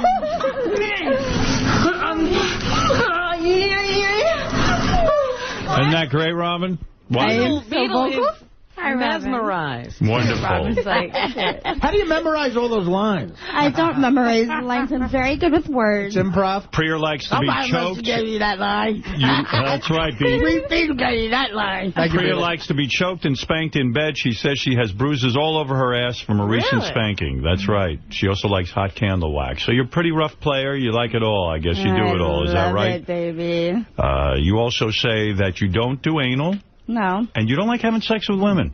That's unusual. Well, actually, it's not that. Like, we were just talking about this because we have a bond right now. We just met recently. Right. You know who... You and Mariah. Yeah. Yes. I do girl scenes, but it has to be my friends. I want to know the girl is very clean. I want to have a mental connection with her. Right. And that's really important to me with girls. So, it's not like guys. It's not like a physical thing for me. Like, when it comes to guys, I'm, like, such a dude. Right. You love it all. Yeah, but when it comes to girls, I need a mental connection. It says here that you have a gift. What is the gift? The gift is Lord. that you can see ghosts. Oh, Lord. That you often go to graveyards and look at the dead people, don't you? I traveled to Hawaii and I did a ghost tour, and I have had a gift since I was a young child. Right. And I do these things when I travel all around the world, and yeah, I do see things, and it's usually when I'm very sober. And so I try to stay fucked up most of the time because I don't want to see it. But well, I think that's exciting. I'd like to know if there's an afterlife, and you're claiming there is one. You do oh, yeah, see baby, ghosts. let me tell you, you know what? They're great people, and they're awesome. And they don't scare you? They did in the beginning. They did. Beetle, on your new hit TV show, I saw you will not go into a graveyard, right? You know what? Hold on. Why what am I is going to that? say? 1 second. Would you not go to a graveyard? Definitely not. No. Definitely Can I not. say something? In Yes. the spiritual aspect of people, those are the most rested people. They're the most calm people. They're the most sane people. Well, Beetle's too afraid. Beetle, she's saying that the graveyard is because you're afraid of the dead? She says the graveyard is safer than any other place. Nah, that's not place to safe. No. Nah. It's scary, right? A little scary, yeah. Yeah. You know, but that's what Americans think. That's right. Well, you know, also... They don't afraid like that, honey. I'll tell you what. It's a guess. I read something else about you that I found fascinating. Well, you Lord, lost your virginity when you were 15 years old on top of a piano in your high school music room. Whoa. Weren't you afraid of getting caught in high school having Hold on. sex? You know what? There's like this little window in the door, so we put this little paper up there. And then, so the whole time I'm getting fucked, I'm like putting my feet. I was a piano major. Right. So, sounds it. Whatever. So I'm putting my feet on the keyboards and I'm playing it where I'm getting fucked at the same time. So they thought there was like someone trying to do something in the music room. All right, take off all your clothes and get ready for the game. We want to see you naked. Mariah, let me what say... What does she stay fucked up on? I just need to know. Yeah, what were you fucked up on? Huh? A little drug called everything. Yeah. What? What were you fucked up on? When? When you were getting fucked on the piano. Hold on, No. Going to school. Like, she said that she stays fucked up most of the time, so she doesn't see ghosts. Oh, you stay fucked up most of the time, so you don't see ghosts. Yeah, because it's a natural thing that comes to me. Like, I don't know if you guys are religious. Robin was actually listening to you. Hold on, Robin. Hold on, Robin. I know you're a spiritual girl, and What do you smoke? Weed? I love weed. Weed? You smoke every day? You had some tonight. Howard, he is no joke. Beat, you got any weed? I got some tonight. Yeah, you go. Tonight you're going to get some. That's Look right. at him. Hold on, real quick. I give you some tonight. I want to give him a hug so bad. Oh, you'll get your hug, honey. Don't worry. You swear to God? That's right. Ooh, you're gonna have an orgasm when you hug me. Baby. You are clean. Ooh. That's good. It's for a hug. I like it clean, and I don't want it dirty. Ooh, it's not Hold on. baby. All right. So anyway, Hold on, I got called a dirty fucking pussy by my Indian fans. is it true your parents don't know what you do for a living? They don't. They're like 70 years old. They're Baptist, and nobody's ever going to say anything to them. Aren't your parents going to find out eventually that you're in porn? No, they're going to die. Well, use your head. Come on. I'm interviewing her, and you got the mic on her, and you're having a conversation with her. Hold on. I'm not having a conversation. All right, but you got to. I can't being hear. assaulted over here. I'm sorry. Okay. Sorry. Okay. Basically, my parents are very religious, and if anybody ever saw me, which would basically be anybody, my parents was that religious that they would not come to them and say, hey, I saw your daughter doing this. Because they would be like, what the hell were you watching that shit for, you know? So they're not going to do that. My parents are really old.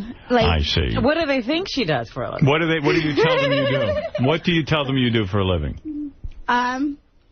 Bartender, model. They know I'm out of town, and I'm like, hey, can you let the dog out? And I'm like, they're like, you're out of town again? I'm like, yeah. Are you high right now? You are, aren't you? I'm not high. She is absolutely on something. She is wasted. I can tell she's high. She's high, right, Pete? I got some weed tonight. Hold on. I got a whole pint of weed tonight for you. Beat's got I had weed. a couple drinks. All right, nothing wrong with that. You wanted to relax, I get it. All right, take off some clothes while I talk to Mariah. Yeah. Wow. I'm going to hit that tonight. You going to hit that, Beat? Oh, bang the hell out of it. Oh, my. Beetle's very worked up. Pete, what would you do with that? Beat? Oh, I'll bang it all up. I know that. That's for sure. I want her. Oh, she wants you, Robert. No. You better take over. You better take over. Mariah. She has you. I'll take them both of you. I'll take you, baby. And her. I'm losing control of the show.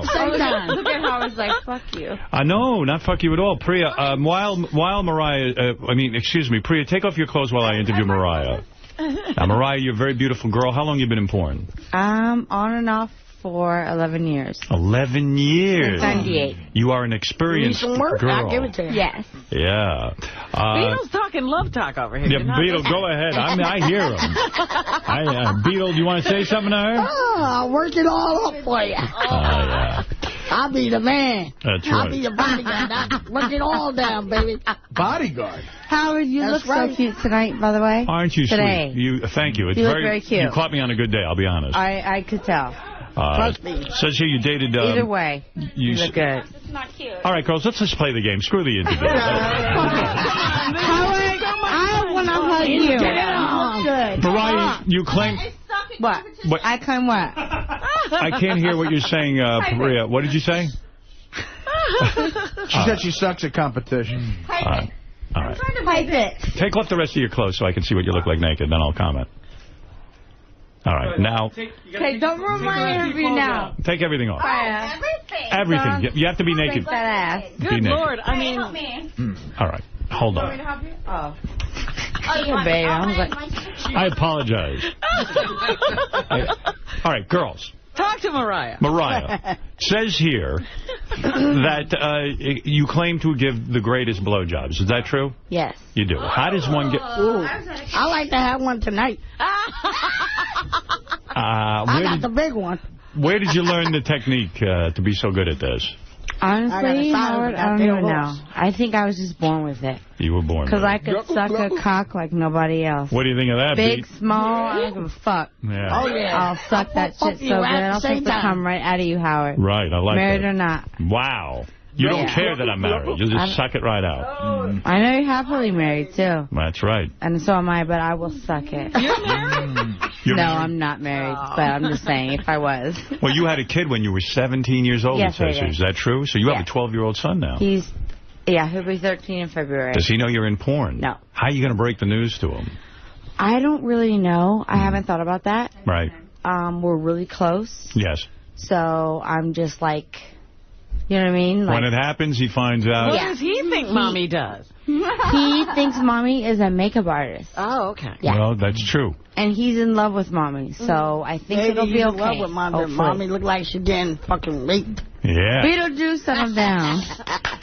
So how many penises do you estimate you've sucked in your life? I'd say 50. 50? 50. That's not a lot. That's not a lot at all. 60 maybe. 60? A lot of them were the same ones. Like, she likes a big one. How many? She likes a big one, Beat. That's the truth. Like a big one, make it nice and wet. I tell you. Yeah, mine's is harder. I have no idea how we're going to... like that thing Godzilla. I don't know how we're going to ever play this game. What game? You two seem to like each other very much. I love her. Oh, I love Big Joe. Oh, my Nice, God. sweet. Jesus Christ. And Mariah, you've been in porn. Well, yeah, Mariah, take off your clothes and we'll play the game. How's that? All right? Now, every time... Howard, I want you to still talk to me. I'm going to. Before I take off the clothes. Take off the clothes and we'll keep talking. The name of the game is Shut the Fuck Up. That's right. Listen to me. No, Howard, I will go up there right now. That's not nice. No, I didn't say that. I said it. I'm kidding around. Artie. I said it. You quiet I'm over sorry. there. Okay, in the corner. I'm going to shut the fuck up. Okay. Howard? Yes. Let's keep it going. All right. I love you. All right. Now, you say your dad, you don't do interracial films at all. You don't do black guys on film. No. Why is that? When I got in the industry in '98, I did interracial. Right. I used to be attracted to black guys. Right. My son's half black. Right. Now, you used to date black guys in your personal life. When I was a teenager. I can put a thing in the... No interracial. You don't do let me understand something about your life. Let me ask a serious question. Right. Your dad is a Sicilian Italian. Crazy. When you were dating black guys, he went berserk and he tried to send you to a psychiatrist to fix you, right? Yes. Right. I guess it worked. Yeah. And it did work. Well, no, it didn't work. It didn't? It was me that worked. Right. you know what I mean? But it was mainly because they were a lot older than me, too. Right. So a black guy got you pregnant, and your son is half black. Oh. Did that drive your Sicilian father crazy? Yes, but now he's in love with my child. He is. He won't even, yeah. By the way, I have 2 black children, too. You do, too? Yeah. Mine's 16 and 10. You're kidding. Everybody has black children. 16? You guys are like Madonna. Great fucking babies. My daughter has green eyes. My son is gorgeous. And he gets straight A's in 7th grade. Well, isn't that terrific? So don't you mess with him. We both have biracial babies. And yes, he's really good at basketball and baseball. So. Well, of course. He might be your ticket out of porn. Oh, yeah, ticket out of porn. He ain't going to porn, believe me. All right, girls, we're going to play the Beetlejuice game. This is for money now, okay? But take off your clothes so you can play really, really well. I'm ready to fucking run. And hold on. I'm Howard. All right. Howard. Yes. How'd I do this? I like him. Just put it down on the ground. But when I run and stuff... No, don't run. Just we're going to play a game. There's no running in There's no running in the game. Oh, there isn't. I was told there was running. Robin, if these girls don't settle down, you might have to play naked. I might have to what? Right. You might have to. I want to Make sure you have some more. I want to see it all. Now, Beat, this is in honor of the girls. try. What this game is called? It's called the Beetlejuice mismatch game. Right. Oh yeah. We asked. All right. Are you girls ready? We are girls are ready to play. Ready? Okay. I give up on the game. No. I give up. You know this is going to be impossible. And I'm going to wear myself out. Where are they going? Girls, you won. You girls won already. You won the game. Thank you. Come again. God fucking forbid. Thank you, come again. That's what I'm going to say. You don't go to the liquor store, buy your liquor, and say thank you, come again. I get some liquor. Well, you girls are talking Beetlejuice's language. He understands. That's right. Right up. You said the secret phrase liquor store, and you automatically win. Game over.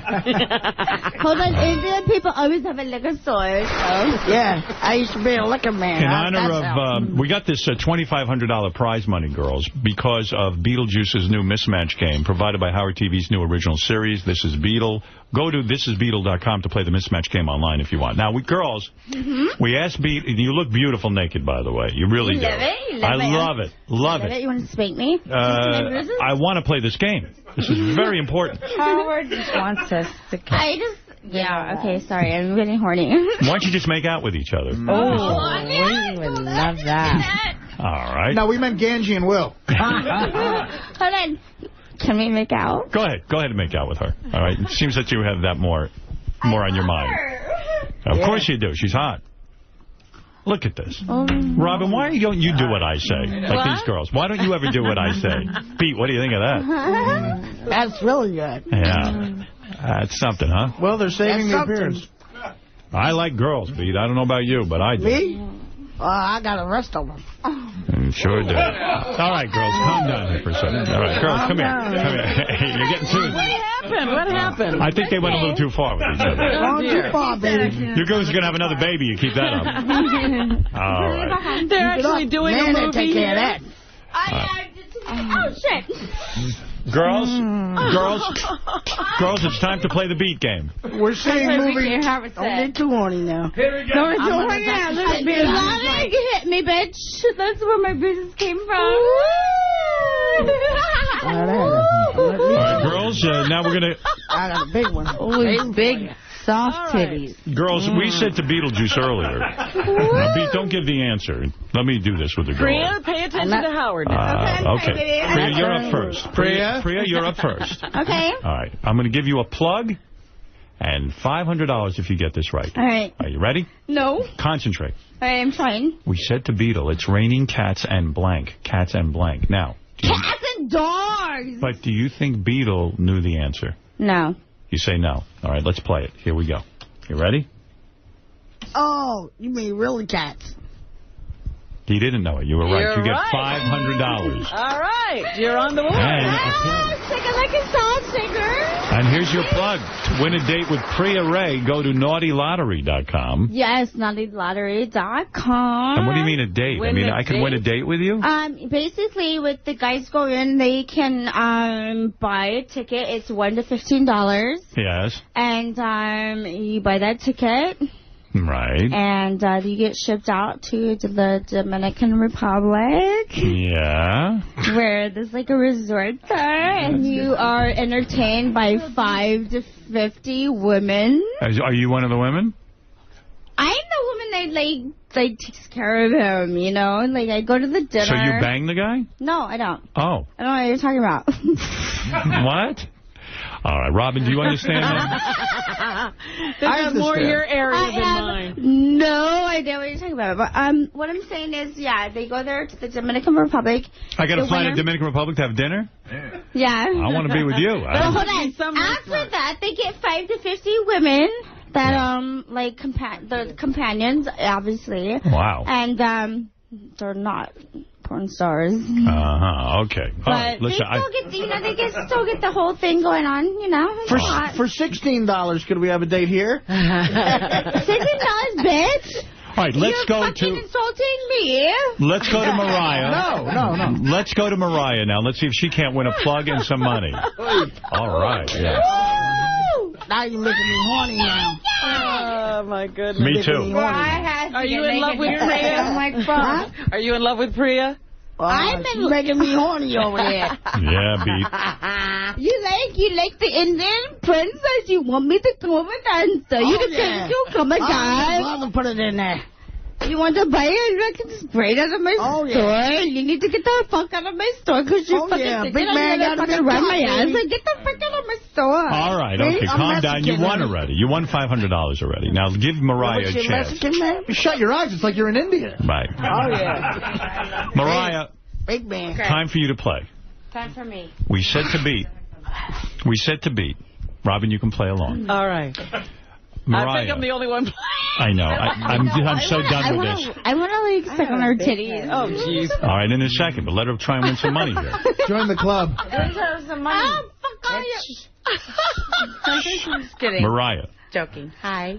We asked Beat to fill in the blank. We asked Beetlejuice to fill in the blank. Okay. We gave him the phrase, it's a matter of life and blank. A matter of life and blank. Now, do you know what the answer is? Death. Matter of life and death. Do you think Beetle will know that? I hope so. I would hope. So you say yes. You say Beetle's going to get it. Okay, let's find out. We take this ahead of time. It's a matter of life and death. That's what we're looking for, the word death. Here we go. What, life and death? Oh, you're right.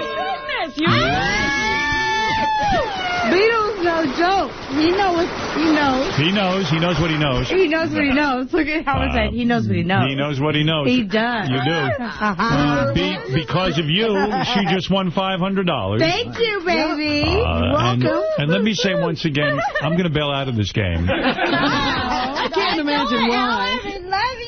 The prize money for the Beetlejuice Mismatch game is provided by Howard TV's new original series, This is Beetle. Go to thisisbeetle.com to play the Mismatch game online. For all fans of the Howard Stern Show, make sure to go and get Howard TV to see Beetle's new reality show. It's wild. Oh, shit. Let me say also, you can check out Mariah Milano at MariahXXX.net.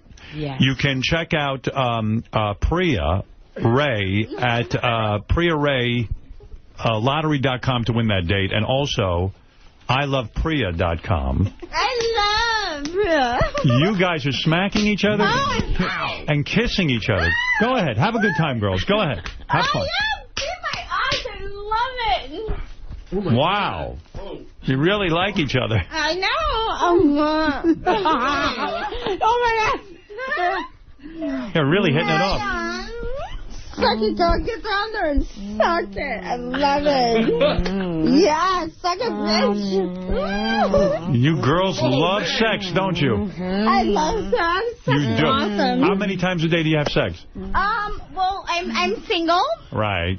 And, so I don't have a guy to, like, perform for me, but I perform with my vibrator. Right. And my vibrator, like...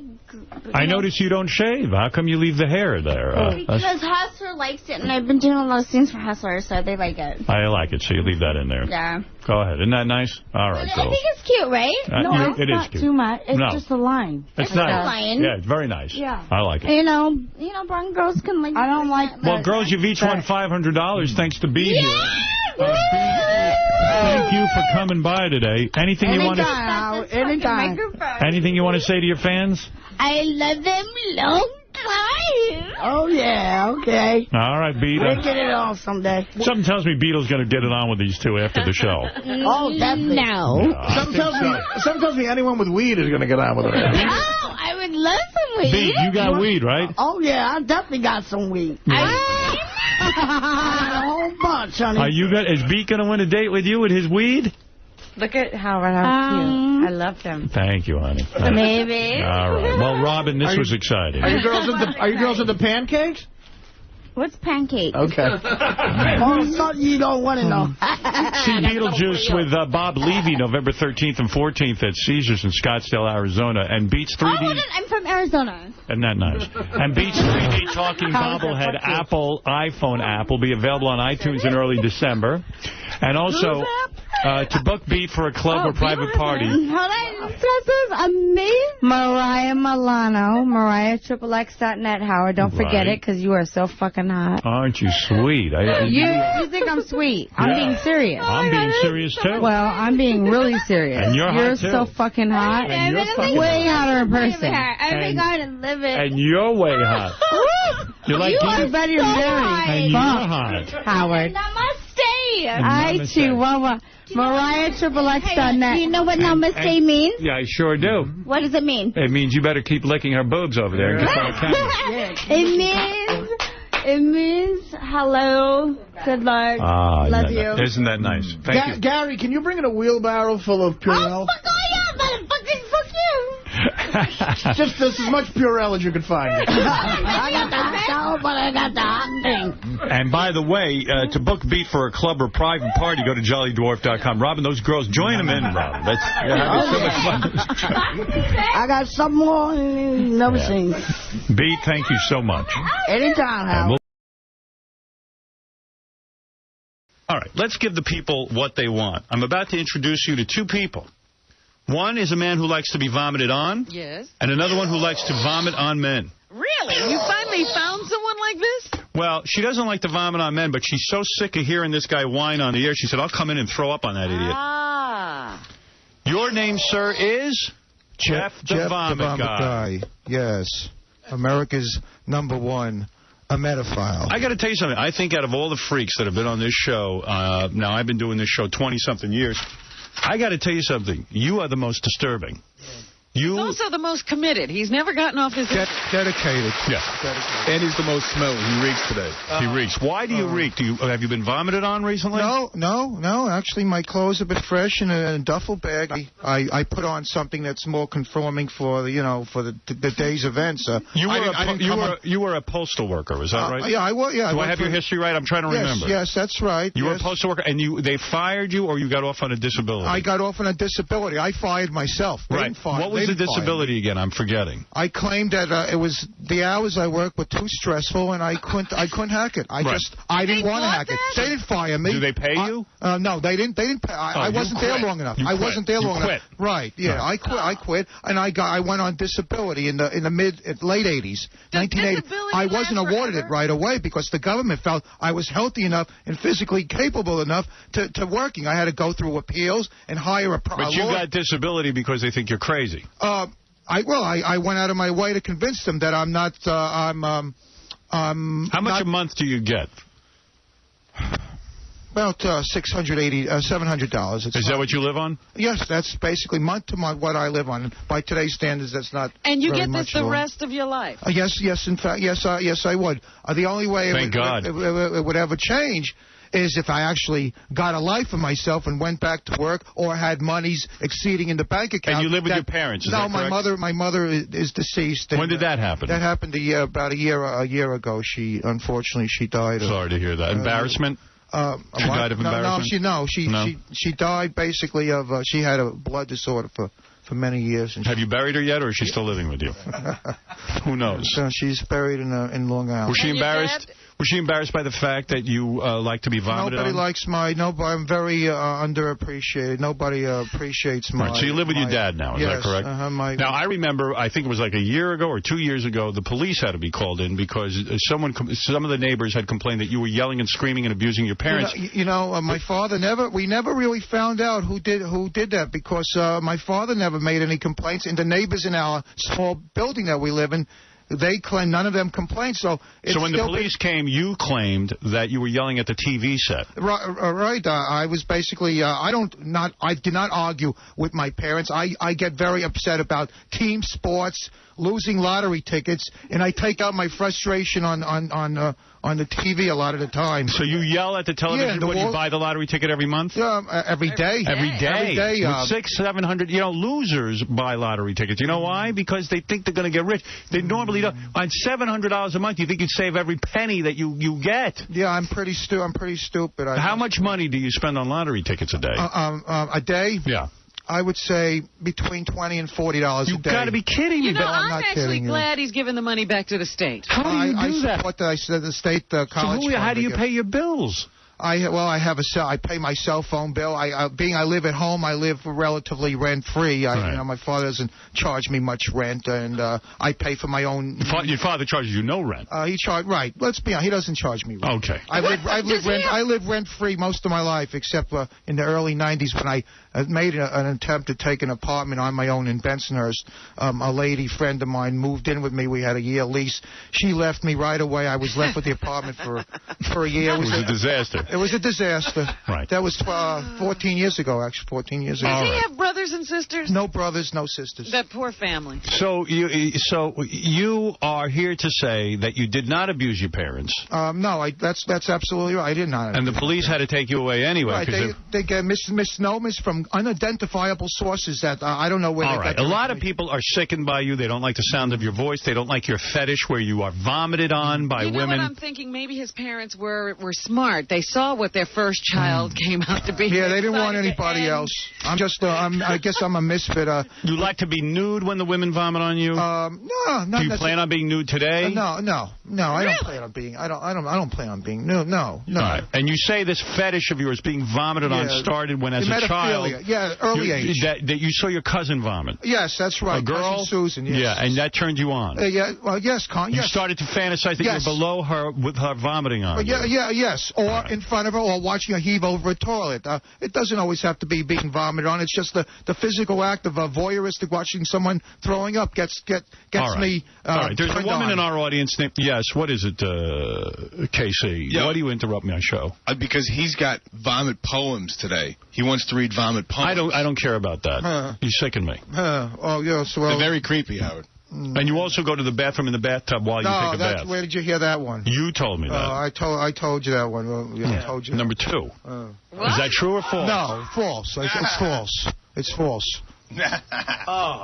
Is that you telling the truth now? Yeah, I'm telling the truth. Don't lie. Oh, no, I'm not lying. No, that's a false thing. What is a typical day for him? You do it. What do you do lottery, buying lottery tickets, constantly thinking what's the next numbers that are going to be coming up, fantasizing about women puking. Okay. All right. Do you want to have sex with women, or you want to just have them puke on you?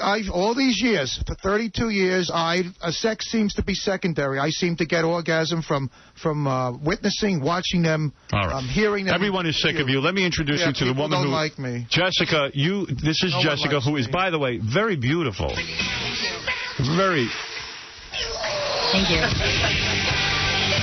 You are a sexy girl. You were once a stripper, weren't you? I was. And how old are you? I'm 27. All right, 27-year-old girl. You obviously are well built. You attracted to her, Jeff? I'm looking right at her. She looks good looking. You know, I would have to, in my mindset, picture her. You know, throwing up in. Jessica, you're coming in to puke on Jeff Levy today because you're disgusted with him. Yes. Is that correct? I want to puke on him right now. I can't even hold it in. You even practiced on your own boyfriend. I did. So that you were sure that you could accomplish this. Yeah, well, I knew I could puke on command, but I didn't know if I would be able to do it on a person. All right. It would be nice to one time meet someone who doesn't have a boyfriend, who just happens to have a puke desire. Well, that's not going to happen. Well, don't get too into it, buddy. You're lucky we got her. Yeah. When is the last time you were vomited on, Jeff? A few months ago. All right. How did that happen? I have to seek it out going to Dominatrix's. Dominatrix? Another form of prostitution, I would say. How much does that cost? Too much. It ruins. You should hang out with Stuttering John with Pamela chances Anderson. at the lottery. Get a big lottery win. Maybe I'll paint the town red with my going. What does it cost to have a woman vomit on you? At one particular place I know, $220 for about a 45, 50-minute... and where do you get that? Where do you get the $225? It comes out of my Social Security check, or it comes from maybe a lottery win that I got in a day or so ahead of time. I try to plan it out, time it with coinciding with a $250. Jessica, he sickens you, and this is why you want to do it. He really does sicken me. Okay. See, I'm trying to point out to America that this is a fetish. I'm not trying to sicken girl. I'm just saying that it's an erotic... Are you still a stripper?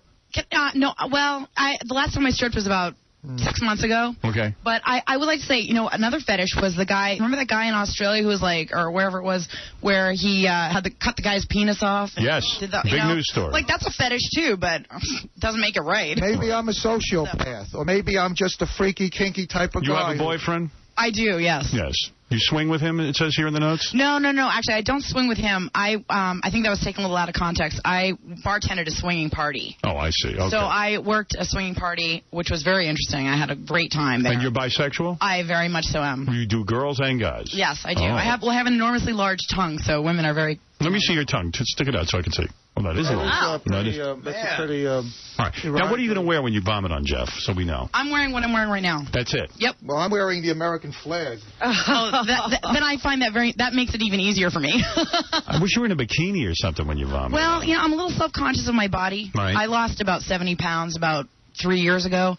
My boobs are really saggy. I'm just not happy. Leave your clothes on. Okay, leave my clothes on. I'm not... How does a stripper gain 70 pounds? I was actually overweight when I was stripping. Wow. And I made good money being a little bit more buxom. I appeared to the minorities. Well, you look good now, I'll tell you that. You look good in your clothes. Well, thank you. I worked really hard for that. How do you throw up? Do you stick your fingers I stick my finger down my throat, buddy. All right, well, you're angry with him. No, I'm not angry with him. I just think that he's despicable and loathsome and a little bit vile. All right, well, I'm going to give you... picture I painted. Vile equals vile, so... All right, you seem to like that, Jeff, when women accuse you of being vile. Maybe it's the like I grossed them out. It's like I'm deriving some type of satisfaction at like I so disgust them that like I could be their personal vomit therapist doing. Jeff, are you going to keep your clothes on? I don't understand. You want to be vomited on in your clothes?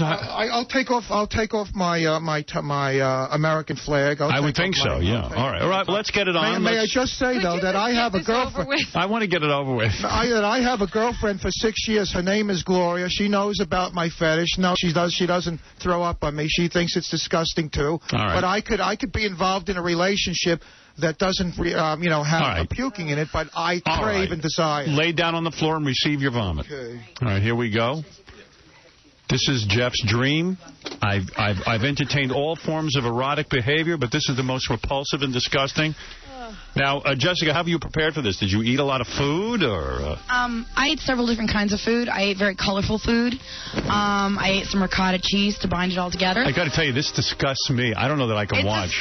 It is, but what I would like to dedicate this to all bulimic women throughout the country, by the way. And by the way, to all the med files. Can I say something? It's very nice you're making his fantasy come true. Yes, it is. Jeff is laying on his back on the floor. Jessica is over him now. But before you do it, Jeff, you moan during this, don't you? It turns you on so much. I don't. You want to hear me moan, or I don't want you to inhibit yourself. Shall I just be natural and just try to? It would help our audience to understand what is going on. I just have to say. Well, metaphilia is a bona fide fetish, and there's some form of sexuality. Can you be quiet and let her do her thing? On my dying day, I'm going to maintain that because I've been into this 32 years, and I think maybe there are more guys who are into it than girls. They have many videos. They have certain websites. I wish your fetish was chopping your head off. Well, I don't mean to sicken or repulse. All right, this is America, and I'm just telling you the real truth of how I feel. Get into it. Hey, Howard, okay. Right, here we go. Do you know that Baba Booey is he's boycotting this segment? No, get him in here. He will not be any part of it. Why should Gary Dell'Abate be disgusted by me? Maybe I guess people just don't understand where I'm coming. Gary won't come in? Won't come in. I would like to add one thing. I actually had sardines in this whole scenario, but I was rushed out, so I didn't get a chance to eat them. So you're Ladies lucky and gentlemen, I'm not swallowing sardines. Ladies and gentlemen, you are about to witness a fetish so repulsive and vile it is very rarely spoken of. I have one more question. Now, is Gary afraid that he might throw up? Yes. Is that what it is? And would Jeff appreciate it if a man threw up on it? Would you like a man throwing up on you? No, I am not. I maintain I am not bisexual. You're not weird. I am heterosexual. I like watching pretty girls in the act of well, this vomiting. is a pretty girl, you have to admit. Yes, she's a pretty girl. I have my girlfriend, though. I have a girlfriend. I'm actually a huge fan of yours, and I've had like multiple sexual fantasies about you. Really? Thank you. I have, yes. This is called Roman showers. The Romans did it. Roman showers, rainbow showers. I hope you vomit into his mouth so he shuts up. I was wondering that. Like, is he gonna? If he opens his mouth, then I'm gonna smack him. I think in the face. Yeah, throw up on his face. Like that's really sick. Hey, Mike, you're on the air. The sicker, the more erotic, the more intense. All right, please, Jeff. I'm taking a phone call. Yes. Why don't this freak Jeff take it to the next level and like eat her chunks? Would you eat her chunks, Jeff? Would I eat her chunks?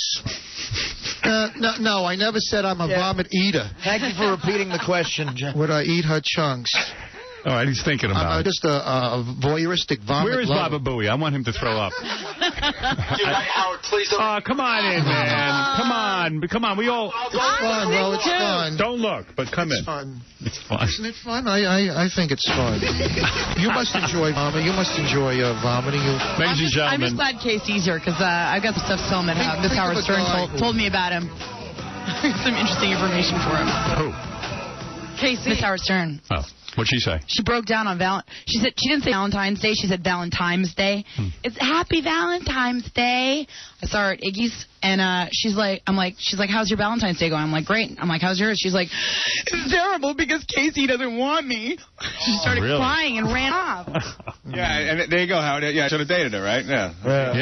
I would have. No, we didn't say dated. All right, Gary, you ready? May I just say that when I've had sessions, one-on-one. Would you shut up?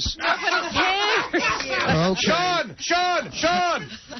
All right, here we go. Jeff Levy, who enjoys being retched on. Yes. This is the beautiful Jessica. I don't even think she's plugging anything. Are you plugging anything? Not really. Just the bar I work at if you want to come see me. Where's that? I work at the Village Idiot on 14th and 9th. I work at the Patriot on Chambers and Church. All right. Howard, could I just plug two things? All right. Vomit Online is where I go to get my... it's a website, bona fide. And howardshrine.com is where you can find the life story. Now it's time for you to enjoy. This is what you wanted, so I imagine you're I see you turned on. Well, you know that I've called in so many times. I've called in so many times, and I've been all right. Here we go. He's pitching a tent now. Yeah, you're turned on, aren't you? He is. Well, I'm sitting here, and I'm going to be watching this very carefully. Throw up on his eyes. Here we go. It's about to happen. Oh, my. Oh. All right, that's enough. It looks kind of sardine. It looks kind of. All right, stop. It looks kind of sardine. All right, stop. Stop. It looks kind of stop. You want me to help you vomit some more? All right, it's enough. Oh, my God. If you feel sick and you let it out. Hold on. No, stop. I just spit in his face real quick. Oh, he likes that. Yeah, that was pretty good. I can't imagine, though, it'd be like if you were sitting on the toilet, it's like it did, like in mid-stream. Jeff, it's all over you. Yeah. You see me touching it. I'm going to be... It was, yes. It smells so bad. How you doing, Baba Booey? It was close. It was so close. It's foul. All right, get him out of here. I seem to be able to tolerate it. It kind of smells in here. Bye, Jeff. Get a towel on it. I have a towel. Yeah, I'm about to lose it. Wow. Are you feeling no? Let it out some more. If you're feeling no. No more. No more. We can't stop it. You leveled me. That is the worst thing I ever saw. Puke. They're all going to puke. Howard, I really wanted to meet you, but this is not the way I wanted it. She really but I'm delivered. glad I did it now. You really? Can I say something? I'm not looking. I hope he marinates in that puke. Can get the? What are you saying, Jeff? Roman shower. Lukewarm Roman showers. You got to admit that was what you wanted. That's what I've looked for all my life. You know, that's what this is what Roman showers is. All right. By the way, let me say to in front of let me say to Jessica. Jessica, first of all, you definitely delivered the goods more than anybody's ever done. Anybody, yeah. Oh, thank you. I'm not looking only because... I consider that an honor in some warped way. I'm not looking because I don't want to throw up. And I guess, like unlike anybody else, I seem to tolerate the smell. I have a tolerance for the smell, and I seem to like to. I enjoy it. Can I wrap this up? Just say leave. Casey, get him out of here. Casey.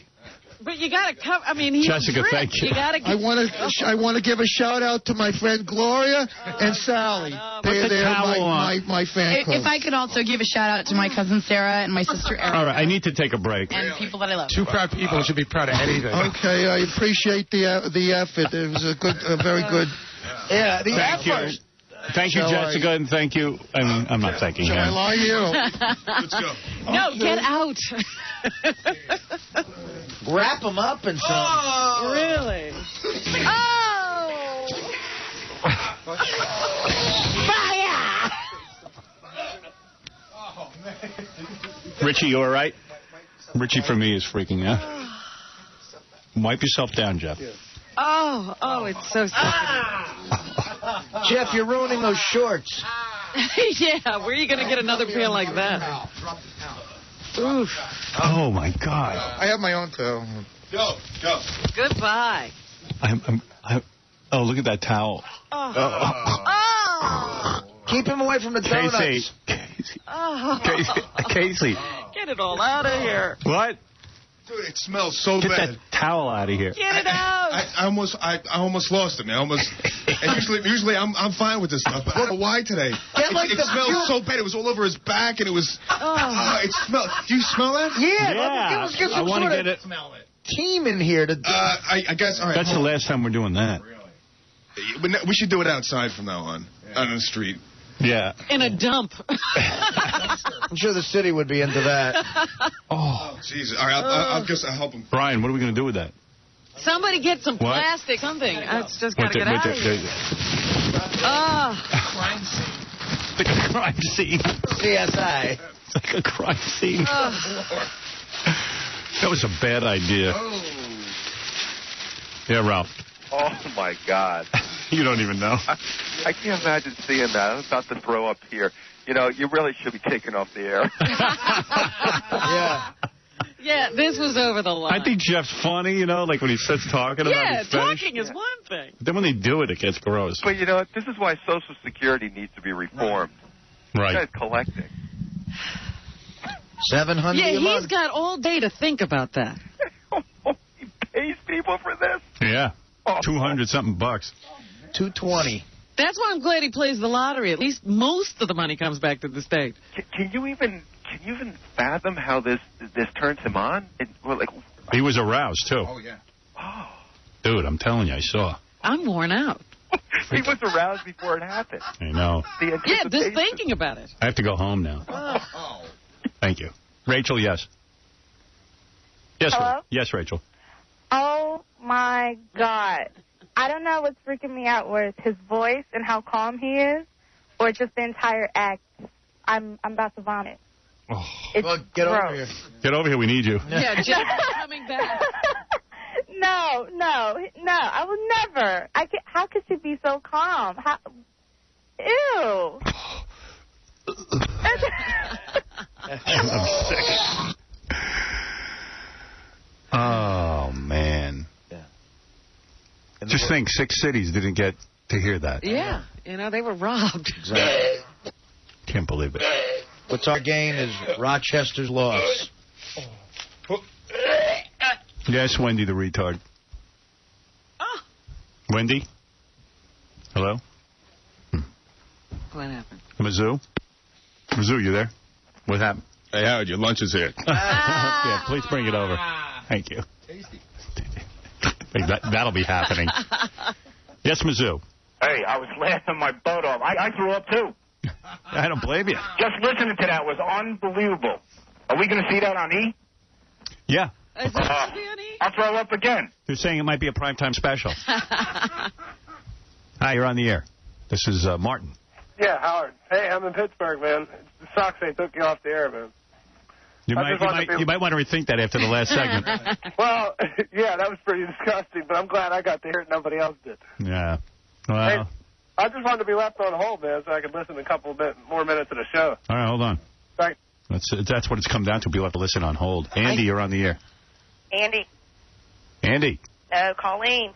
Hey, Colleen. Colleen calling from Pittsburgh. That was the most disgusting thing, and that's what I miss the most about you. No. Oh, Howard, that was great. Sorry you guys can't hear I have us. tears in my eyes. My stomach hurts. I was gagging. I thought it was nasty. Oh, it was nasty. I love you, Artie. I love you. Dennis, you're on the air. Howard. Yeah. Oh, my God. I thought that was disgusting. I was sitting there laughing so hard. I don't know whether to just laugh or throw up or both. Don't let that guy on the show again, man. How can I resist? Oh, my God. How can I resist? You know, we should be discussing the Patriots and their moves on the field. I thought it was nasty.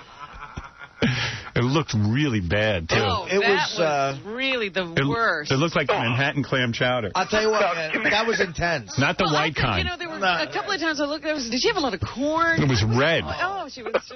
That was intense. So Can they show that on the E! show? Yeah.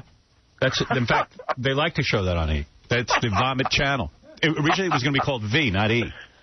Does it stink in there?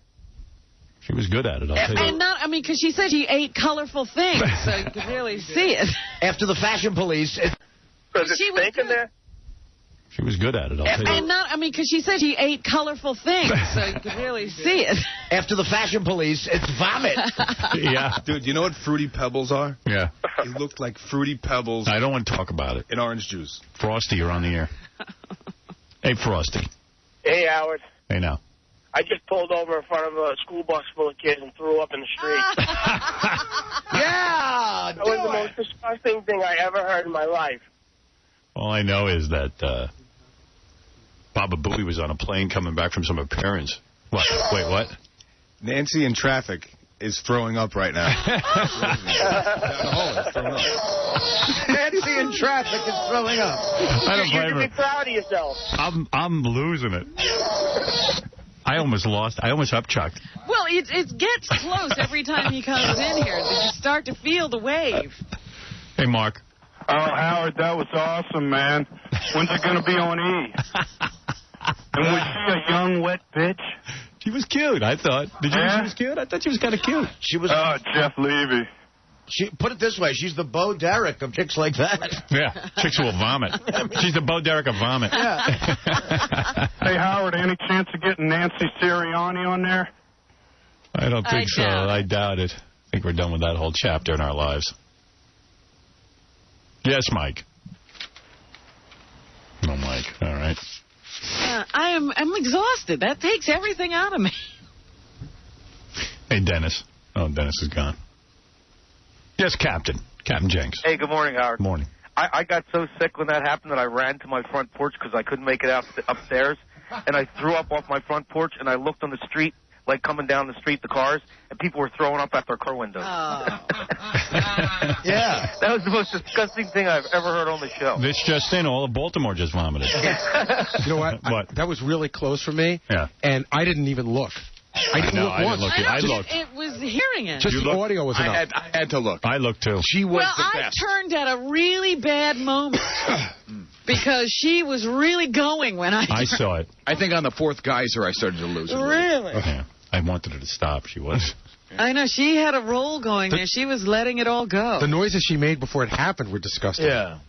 Man. And that's why I thought it was safe to turn around. And then I looked and was like, oh, my God. That was rough. Like Niagara Falls over there. Why do we keep doing that? Because Jeff is so funny. And he keeps calling. Thank you. Because we have the right to be a jerk. Oh, man. That's the craziest thing. Thank God for the E! Show. No one would believe we really... Because for years before we had a television show, people used to say, I know you don't do any of those You things. made it up. You make it a theater of the mind. Are those people real? Yeah. He kept it real. But just imagine that's your child. Imagine a child. How disgusting. Imagine a child. You decided to have a baby and Jeff came out. I know. What do you think, seriously, what do you think is like a turning point in a person's life that would drive him to that? I don't know. Happened very early with him. He likes to be humiliated. We understand that, but I don't know any more than that. I maintain that I am a heterosexual. I go to a dominatrix. I could sort of try to get a psychological profile going right now if you want me to. Yeah. Like I could perhaps get a glimpse into what turned, but it would take me a long time. You're on the air. Howard. Yeah. Yo, what's up? I got a question for you. All right. How long do you think it's going to take before Gary quits the show or he gets himself fired? Well, I don't think Gary will ever quit the show unless How's he going to get himself fired? Yeah. No, his wife's going to give him an ultimatum, and he's going to have to take it. It's really funny. When Gary was walking down the aisle, Yes. I really have only met Gary's wife twice before, and each time, I don't know why, I just didn't really take notes, mental notes of what she looked like. I don't know why.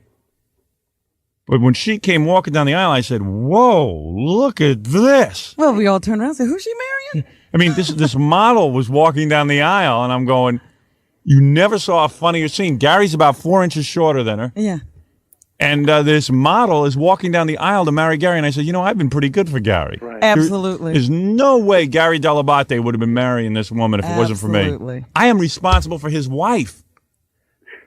I got one more. He looked like, you know what he looked like? He looked like her pet. A chia pet. A chia pet. Oh, right, Fred?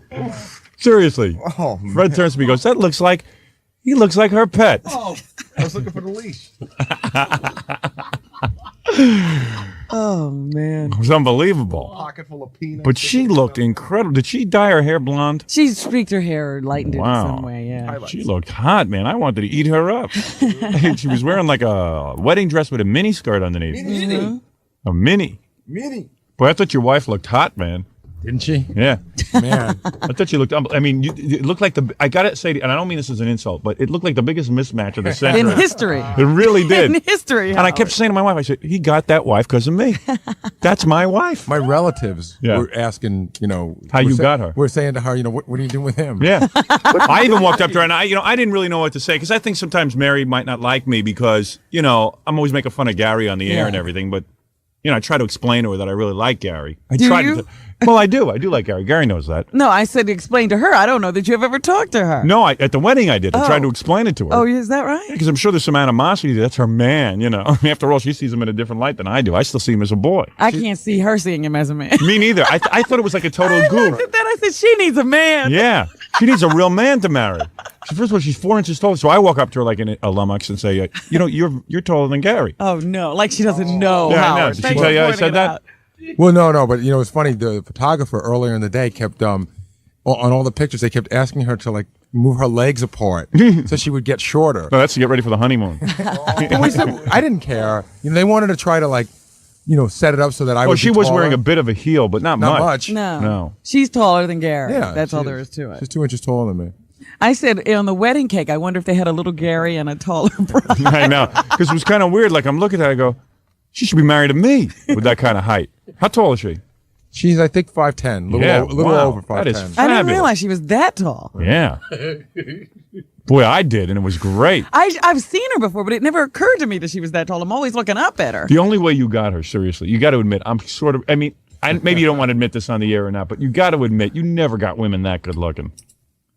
No, you're right. Yeah, I know it. No wonder that's the best looking girl he ever went out with. No wonder he married her. You're damn right. Now I know why you get married. No wonder you're pulling your pants up at the bachelor party. Hey, I don't want anything to go wrong. You locked that one in quick. Yeah, I don't want any massage. Yeah. No, I don't need a massage. I get a massage at home. The best part was I couldn't believe she kissed Gary. Oh, that was funny. Oh, wow, she married me. When you had to like reach up to kiss her, it was great. You had those big lips, and then you were like a fish. That was hysterical. But there's so many details to go into about the wedding, but why don't we take a break, and I'll come back and we can talk about it. All right. Gary's big moment. And Gary's going on his honeymoon next week. Well, did you turn over and say, hello, Mrs. Dell'Abate? Oh, Mrs. Dell'Abate, I love you so much.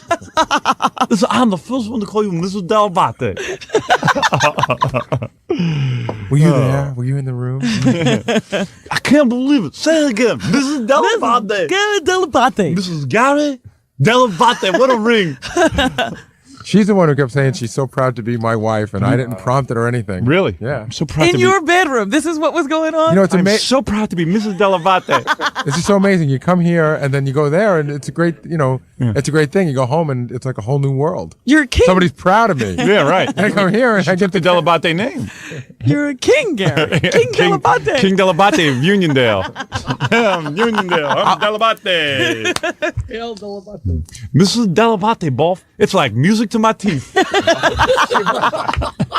All right, let's take a break. So just how did you explain to Mrs. Dell'Abate your treatment of her husband? No, I didn't. I just, I went over and tried to sort of awkwardly say, that I wish them the best. And then I said, "Hey, you're taller than Gary, aren't you?" She said that whatever you said to her, she said that you were very nice and very sweet. Yeah, well, I am very nice and sweet. That's the point. Even to you here. Yeah. And she better I'm just trying to help you so you can do better on your job. That's all. Job training, it's called. I noticed when the priest said repeat after me, Gary was right there. That was our favorite part. I heard you guys laughing. Oh, man. The priest goes, first of all, it was hard to hear Gary take his wedding vows. Yes. Well, it was easier to hear him. Yeah. The priest goes, the priest. Well, the priest goes, repeat after me. Baba Booey, Baba. No, he didn't say that. See, the premise of the whole thing, the priest explained it. Yeah. Is that he wears a little microphone around his neck. Right. And that he said that he wants to say it really low so that we say it loud so that it's really us that the people are hearing. Yeah, but we couldn't hear you guys at all. Well, I yelled pretty loud. Mary's got sort of a soft voice. Yeah. I heard Gary. In sickness and in health. Sickness and in health. Did we get the tape of so Ganji's job was to hide a tape recorder underneath that little thing so that we could get your vows on tape. And did he get it? He screwed that up. Of course. Is he here now? I said, you're going to handle it just the way you handle the cue cards. He goes, no, I'm not. I can do it. I go, I said, you're going to screw it up. I hear he the thump swore of that his he feet was going now. to redeem himself with this. Hey, here's the elephant feet right now. The tape recorder was about 5 feet away from them. Not even. 5 feet ain't going to do it, pal. Well, you know what it was? It was a little micro cassette. Yeah. Well, that's all I was ridiculous. You put the tape recorder on the altar? Yeah. I had it like right by the altar. Right by the altar. First of all, he was going to hold it at his seat. I go. No, I wasn't. I was waiting for an opportune time to sneak up front. You could have put it right Without next to a his parents. speaker. Yeah, but in the back. But that wouldn't pick you you weren't up. Mike. No. You guys weren't Mike. Yeah. We got all the priests, which we did anyway. We have the priest and we have everything else except him. Well, I have the video coming. That should have some of the audio on it. Ganji should have hit it in your bra.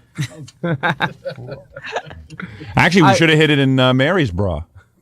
Then we would have gotten good sound. I was gonna pay the altar boys, but there was none. I was gonna and have them hold it. But Good job. So we don't have Gary's vows, huh? you know what? They're on the tape, but so slight you can't even hear them. When you hear sickness and health. I really picked that up. And sickness. I was dry. Come on, I was very nervous. I was very dry. So we're at the wedding, right? I just want to skip ahead for a second. Jackie was wearing sneakers. Yeah. And a suit that didn't fit. Real class. What was that suit? I don't know. Where'd you get that, Jackie? Was that your Spotlight Cafe suit? Gary helped my wife buy that for me. Is that true? What do you mean? It's too small or too big? Too big, I think. It fits perfect. No. But the What do you pants were a guys little- know? I thought the pants were a little baggy, no? That's how they come, That's a I look. think. Yeah. What is it, like a It's silk. pantaloon? It's silk, but Jackie, That's a silk suit. Jackie lowered the Pants. waistline. Oh. In other words, it used to go up to his navel. Now it just goes. Oh, under maybe you pushed it down so Under it would the fit. belly. Under your belly. Under In your fact, belly. I had it way up. You know those stupid little button extenders that they sent us the other day? Yeah. I was wearing one. We're on the way over in the limo. I said, Nancy, look, I opened up my coat, and it's a stupid little... There's this really cute thing that this guy sent over. I thought it was pretty cool. It worked great. It's a button extender. Did you see it, Robin? No. It's for guys on your pants. You attach it to the button on your pants. Right. And then it gives you another 2 inches on your pants without having to go out and buy new pants. Can I get one of those? It's I forgot the guy's name. I was going to give him a plug in some novelty store or something. You have it at home, actually. Yeah. I brought a whole sack of them home. I'm going to use them. But every once in a while, when Jackie was sitting down, he said, oh, Jackie looks nice in a suit. And then he'd stand up, And he had his sneakers on. and it would look like a clown outfit. Yeah, right. because Because of he had the his sneakers on. I was surprised. Then I said something to his wife. I said, hey, Jackie's got sneakers on. She goes, what are you wearing? I go, hey, Nancy, I'm just saying, I'm Calm surprised down. that Jackie wore it. She goes, what are these, fringe on your jacket? I go, okay, all right. So put me down, all right? She was like battling. How dare she put you down when you're trying to put me down? Yeah, right. I'm in the middle of trying to put you down. Because your wife looked nice in her Norma Kamali outfit. Boy, Jackie's making some heavy money now. What's She that? was wearing Norma Kamali? Yeah. How do you know that? Because I know it. You recognize that? Yeah. That's a Norma Kamali outfit. I never even heard of that. Am I right, Jackie? Do you know that? I remember the name from it being bandied around at the table, but you had no idea of that until you heard it either. Fred's lovely girlfriend was wearing no bra. And then when Fred was dancing with her and she was dancing around, I could see her ass right through her dress. Her really? Oh yeah. And Robin was wearing a bra, but it hardly mattered. Oh yeah. Oh my God, Robin, you were showing everything. I wasn't showing anything. You were on a manhunt. The priest, for half the wedding, the priest had a towel over his head. He was going back. Because Robin wore like an evening gown or something. It wasn't an evening gown. Looked like an evening gown to me. All right, if you say so. And she had her breasts. I mean, more than a couple of people asked about them. Oh yeah. You know what the thing is? You could see the nipples. Like 50 people came up to me and go, "Wait a minute, I thought she got reduction." Right. Those weren't headlights. Those were bonfires out there. Oh my God. I think they grew back. Anyway, no, the doctor was smart. He didn't take too much of your loveliness off. He just shaped and remolded. So anyway, we get in the car and we finally go over to the wedding. Well, thank goodness they were delayed. Yeah, what was the delay, Gary? You know, they always do that. You know, they always tell you to be at a wedding 4:30, well, right? I was there at 4 o'clock. Did it say 4 o'clock? It said 4:30. It said 4:30. You know what it was? We were all talking about 4 o'clock. Oh, is that what it was? Yeah. Because I thought I checked. Yeah, I thought it was 4 o'clock also. I was breaking my neck to be there on time. I got there before Gary's mother. Oh, man. You were busting your chops. You know why, too? Because I said Robin will be late. That's right. I'm always the one who's late. I know. I was so happy to see you were there already. I can't tell you. I was there to see everyone come in. You saw everyone arrive. Your ass must have been glued to that pew. The holdup was taking pictures. That's why they call it a pew. People's asses get glued to them. It's a pew. But I think Richard Simmons slept there, actually, waiting for the ceremony. So we get to the church, and it's pouring out. Good thing your friend Frank was in the back there. Let me in through the back. He saw you. He said, "There's your boss. Let's let him in." Yeah, so he let me in through the back. So then everyone was already at the church. So I walked in like the bride. Well, it was funny, you sneaking down the side. Yeah, I was just, and in the worst way, I just didn't want to be noticed at this wedding. Because as soon as I walked in, the whole church got quiet. Did you notice that? That was a cool move. I didn't see that, but somebody... Like, so I get real self-conscious because I've always felt I look kind of awkward and funny and everything. And I don't really want to be stared at. That's why you should have gotten there earlier. I know. I should have gotten there when you got there. You like it. No, I don't. Oh, yeah. Well, why always make these entrances? Well, I'll tell you one thing. You know I'm normally early on time. In fact, the Joan Rivers party, I was there greeting every guest along with Melissa. But I sat down. Next to Jackie and his beautiful wife, Nancy, who I thought looked very lovely. She looked good, huh? Oh, she looked real good. And plus, Jackie was a sloppy drunk, so I figured she needed a real man to step in. Yeah, this man did fine, pal. What were you two tete-a-teting about? Oh, Nancy was telling me about her career. Oh, God. And I actually acted interested. A typical Donald Trump move. Yeah, right. I go, really? I Showcase. Isn't that fascinating? So... I sat down next to Jackie and Nancy, and we sat there and we began to wait for this wedding to begin, this Gary wedding. And even after you got there was a long wait. Oh, my God. What was the delay? Was the priest late? Or no, we were taking pictures. Yeah. And we just got held up. Why didn't you take pictures? But you know what you do now? Now the big thing is to take your pictures the day before the wedding. I'm not going to put on a tuxedo. It was just seemed ridiculous to do it the day before. I see. We thought we had time. And apparently we didn't. I see. So you saw the bride before the... Yeah. We started taking pictures at... this is no lie. We started taking pictures at 1:45 or about 2 o'clock that afternoon. Yeah. And we were still late getting there. Really? And we were there for about 2 hours. Clear your voice. I'm okay. No, clear it. No, it's hard, Howard. There you go. Yes. What's hard is you get there and you walk in, you sit down for the wedding. I work with all guys who can't clear their voices. Yeah. But you sit down there and you can be into a whole reverential thing. But when you're sitting there for 20 minutes, the jokes are coming to your mind. And, we started goofing. Yeah, they should have just started the service because we all started goofing Because once in a while you'd say something to me and then I'd have something to say back, or you'd say something. And like we'd make a motion like, don't even tell me because you can't get it going back and forth. Jackie was cracking jokes through the whole... I was laughing hysterically through the whole ceremony. I couldn't even get into the reverence of the whole thing. And then Jackie would crack a joke, then I started to crack one back. Jackie would go, no. No, you got to be a good boy. I have to be good. Jackie's no, because I know how hard... all you got to do is if one you of get those... it going. At one point, the priest made like a reference to K-Rock. Yeah. And there was a little laughter. And he heard Jackie you heard him go... Yeah. He did his De Niro laugh. You know, I'm so used to hearing it, I didn't even notice it. Oh, no, it was real loud. Oh, really? Well, the priest... So anyway, so the thing finally gets started, and the priest was kind of a young guy and everything, but, you know, the Catholic religion, it's no secret, the Catholic religion is among the most negative of religions in the world. Oh, boy. So he starts to make a little speech, and he started out kind of neat. I said, hey, you know, the Catholic religion is really changing. The younger priests are really getting into it. And because I said to Jackie, hey, the priest looks like Norman Bates. So he goes, yeah, look at that. So anyway, we go.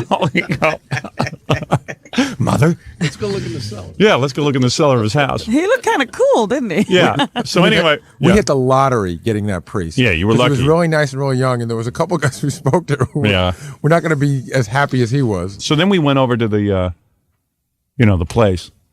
What was the name of the place? The Metropolitan in Glen Cove. Yeah. Beautiful. Beautiful place.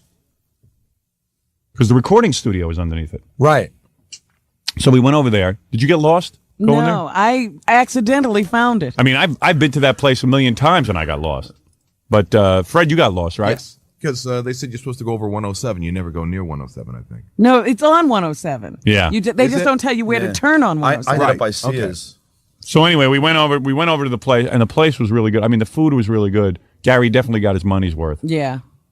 It was a wonderful spread. So they had 2 different bartenders. Gary dropped some big money on this wedding, I'm telling you. They gave me more than my money's worth. They gave me, Well, that's because I was coming. That always happens. It was. I mean, it was. But that was good. That was good. But you know what's weird about you? You know what's weird about your family? Yeah, it was my party. It really was. Yeah, right. So just as long as he got the benefit, I don't mind. Right. Do you know? Did you hear that? My best man found out that the staff had been warned. If anybody tried to take a picture with you or get an autograph, that they would be fired. Well, good, because I got a list of people that they should fire. Oh, man, what a nightmare. You know, people think I'm crazy, because people start making fun of me that I won't get up and dance and stuff. But boy, oh boy, I get up, I finally say, you know what, maybe these people are right. What was really a weird thing, I had never experienced this before.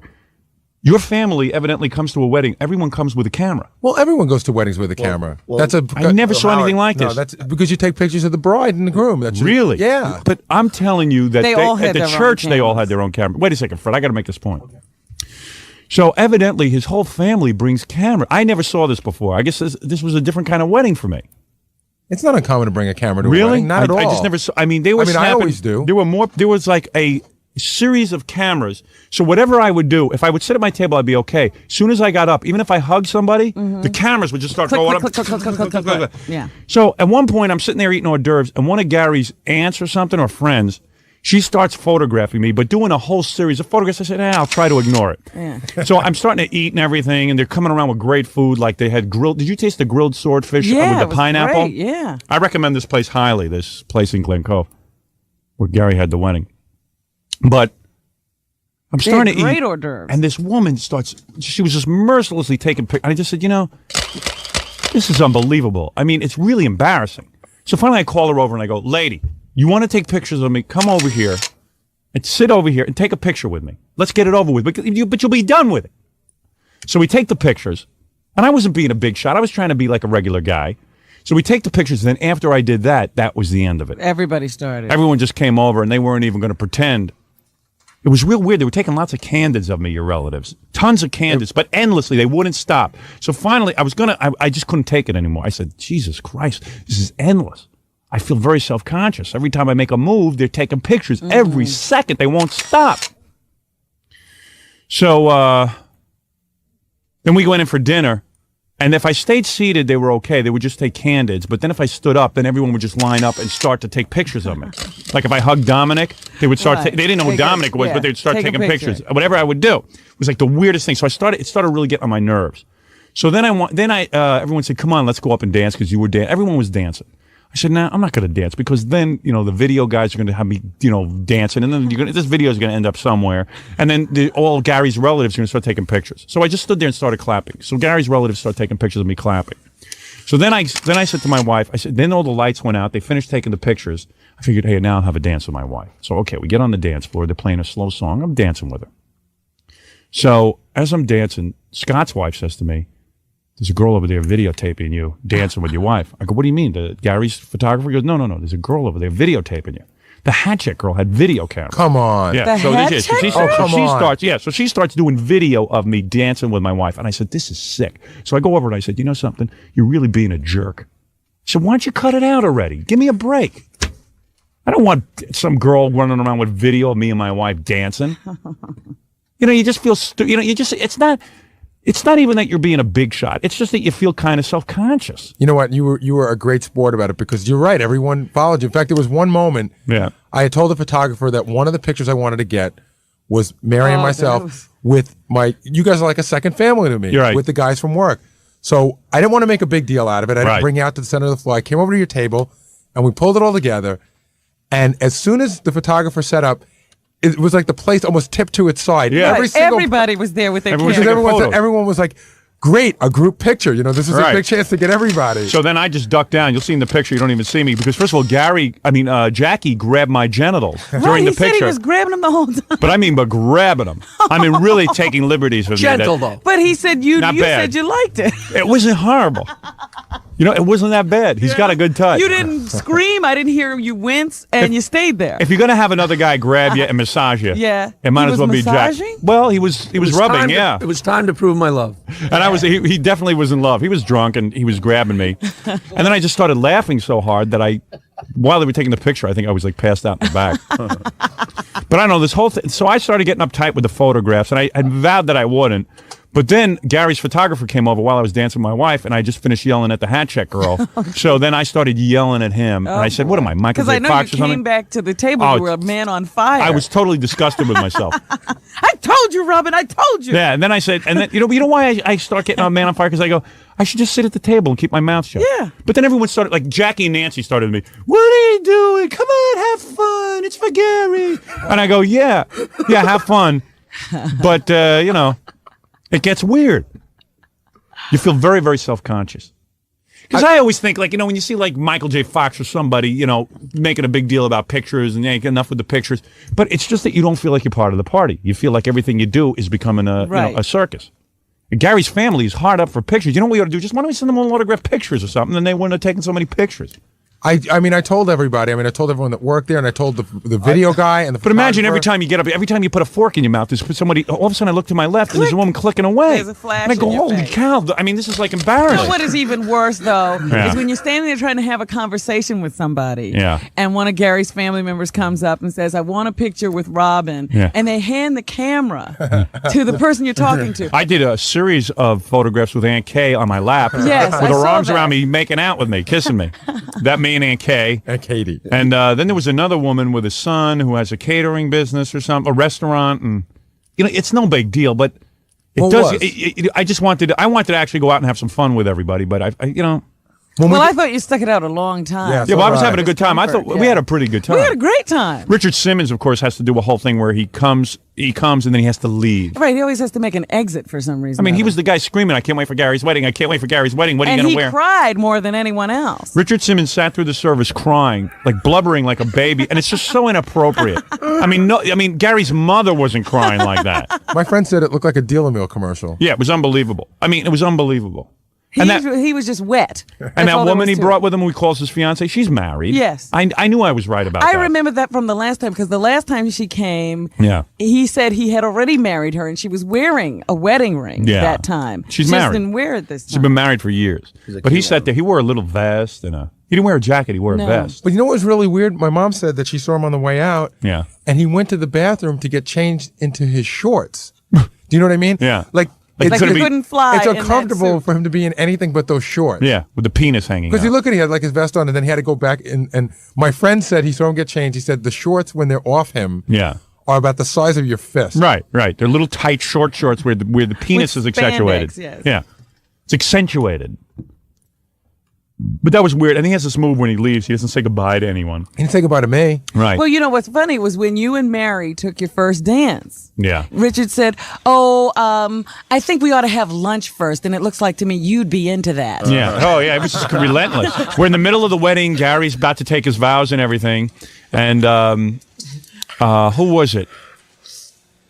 It was Dan Foreman, our TV producer, turns around to me and he goes, Dominic, 275.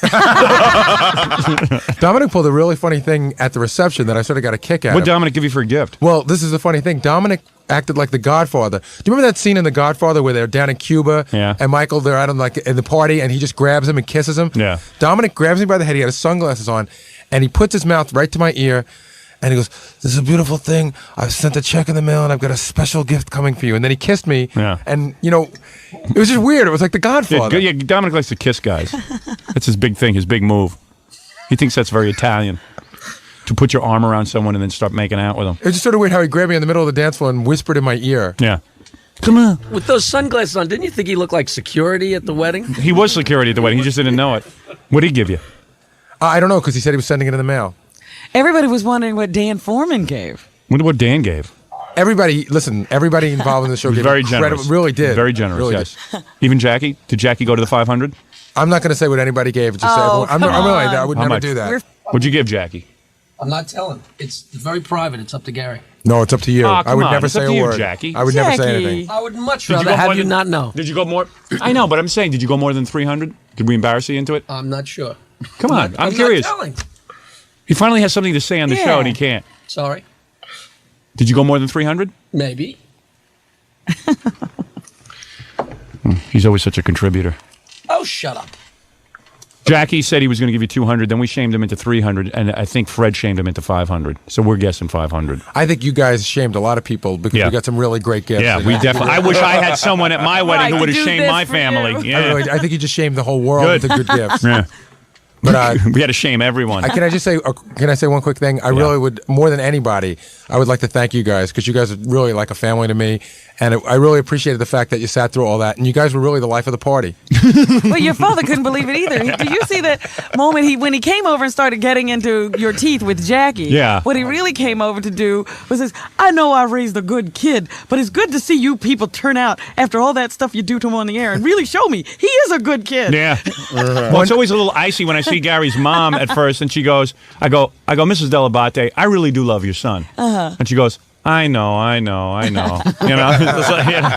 She's even browbeaten. My father tells me she yells at the radio. Yeah, I know. She listens and she and back. Half the relatives there hated me. So it was like, what are you going to do? Yeah, that was the other thing. His father told me that, she's in there screaming at the radio and running for the phone, and he has to tackle her because he knows that would be even worse. But I try to explain to Gary's parents that what I'm doing for him is what they should have done for him when he was young. Teach him. Is that what you said? I said, yeah, I'm undoing all the harm they did raising him. That's all. I said, I got to raise your son for you. That's all. Now he's 30. He has some common sense. All right. Well, Gary's family, if you want a complete biography of the wedding, of me and what I did there, there's nothing, of course, of the other people. A complete pictorial. There's nothing of Gary and his bride.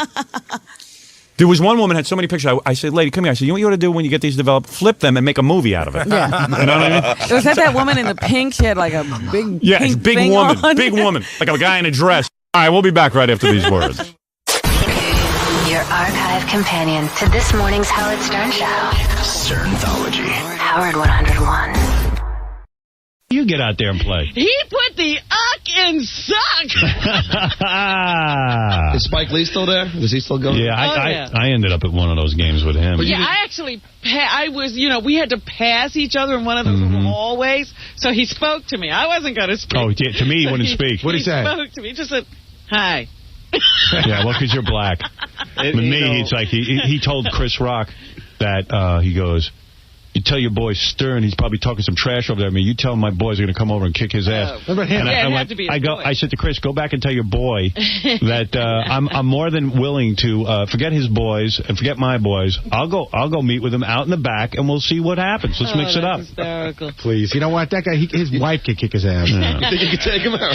Probably not, but I'm not going to take his crap. Hey, you're not going to go down without a fight. I've been in many fights and lost almost every one of them, but I'll tell you what, I get a punch or two in before I go down. You showed me something with Gary Busey. Just put me in the room. I will fight back. I'm not a complete girl. Do you still remember how to do karate, or does that? Yeah, I know some karate. Still, he's got killer moves. I was a high-level brown belt. You went through a very odd Elvis period. Speaking of Elvis, I did. No, you did. You used to come in after you did karate, and I would talk to you about somebody. Oh yeah, some other disc jockey was talking crap about you, and you would go, if I get a hold of him, you know what I would do? And you put your hands up and start doing karate. It was very strange. Yeah. I'd kick his ass. I'd go boom right to his nose. Oh. You see that? Yeah, I'd still lose the fight. You know what? Because I used to go to karate on weekends, and the sensei would stand there and let me beat him up. And I go, man, I'm good. Yeah. One time he decided to fight back. He whacked me right in my throat. I went down like a girl. But that's the beauty of karate, like where they go. Yeah, they go, do this move, do that move. But meanwhile, the other guy ain't fighting. Pretend some guy comes up from behind. He wants to strangle you. So the guy hands him his hand, and he puts it. Now, first off, the whole gi thing. Like, guys who attack you are high on crack and aren't wearing shirts. They're not wearing big shirts with handles on the front of them.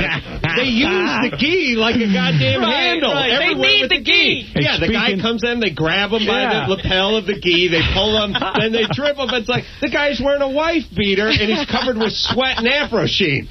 Please. Let me ask you something. I'm speaking about Elvis. It got me thinking about something. Yes. This guy, R. Kelly, the singer, who they say now they got tapes of him with 15-year-old girls and 14-year-old girls. Mm-hmm. Is there any difference from what Elvis was doing? Or anybody else, I mean, there's lots of guys who've run off with 15-year-olds. The difference is Elvis asked her father, and her father just handed her over. Yeah, but don't you think Elvis had a period of time where he was screwing around with her behind the father's back? Oh, she admits that now. Yeah. That she went to the house to live with him when she was 15 or 14. How come Elvis didn't go to jail, but R. Kelly will? Because it wasn't as big. I'm not defending the guy. I don't think guys should be dating 14-year-olds. Didn't Seinfeld get away with it?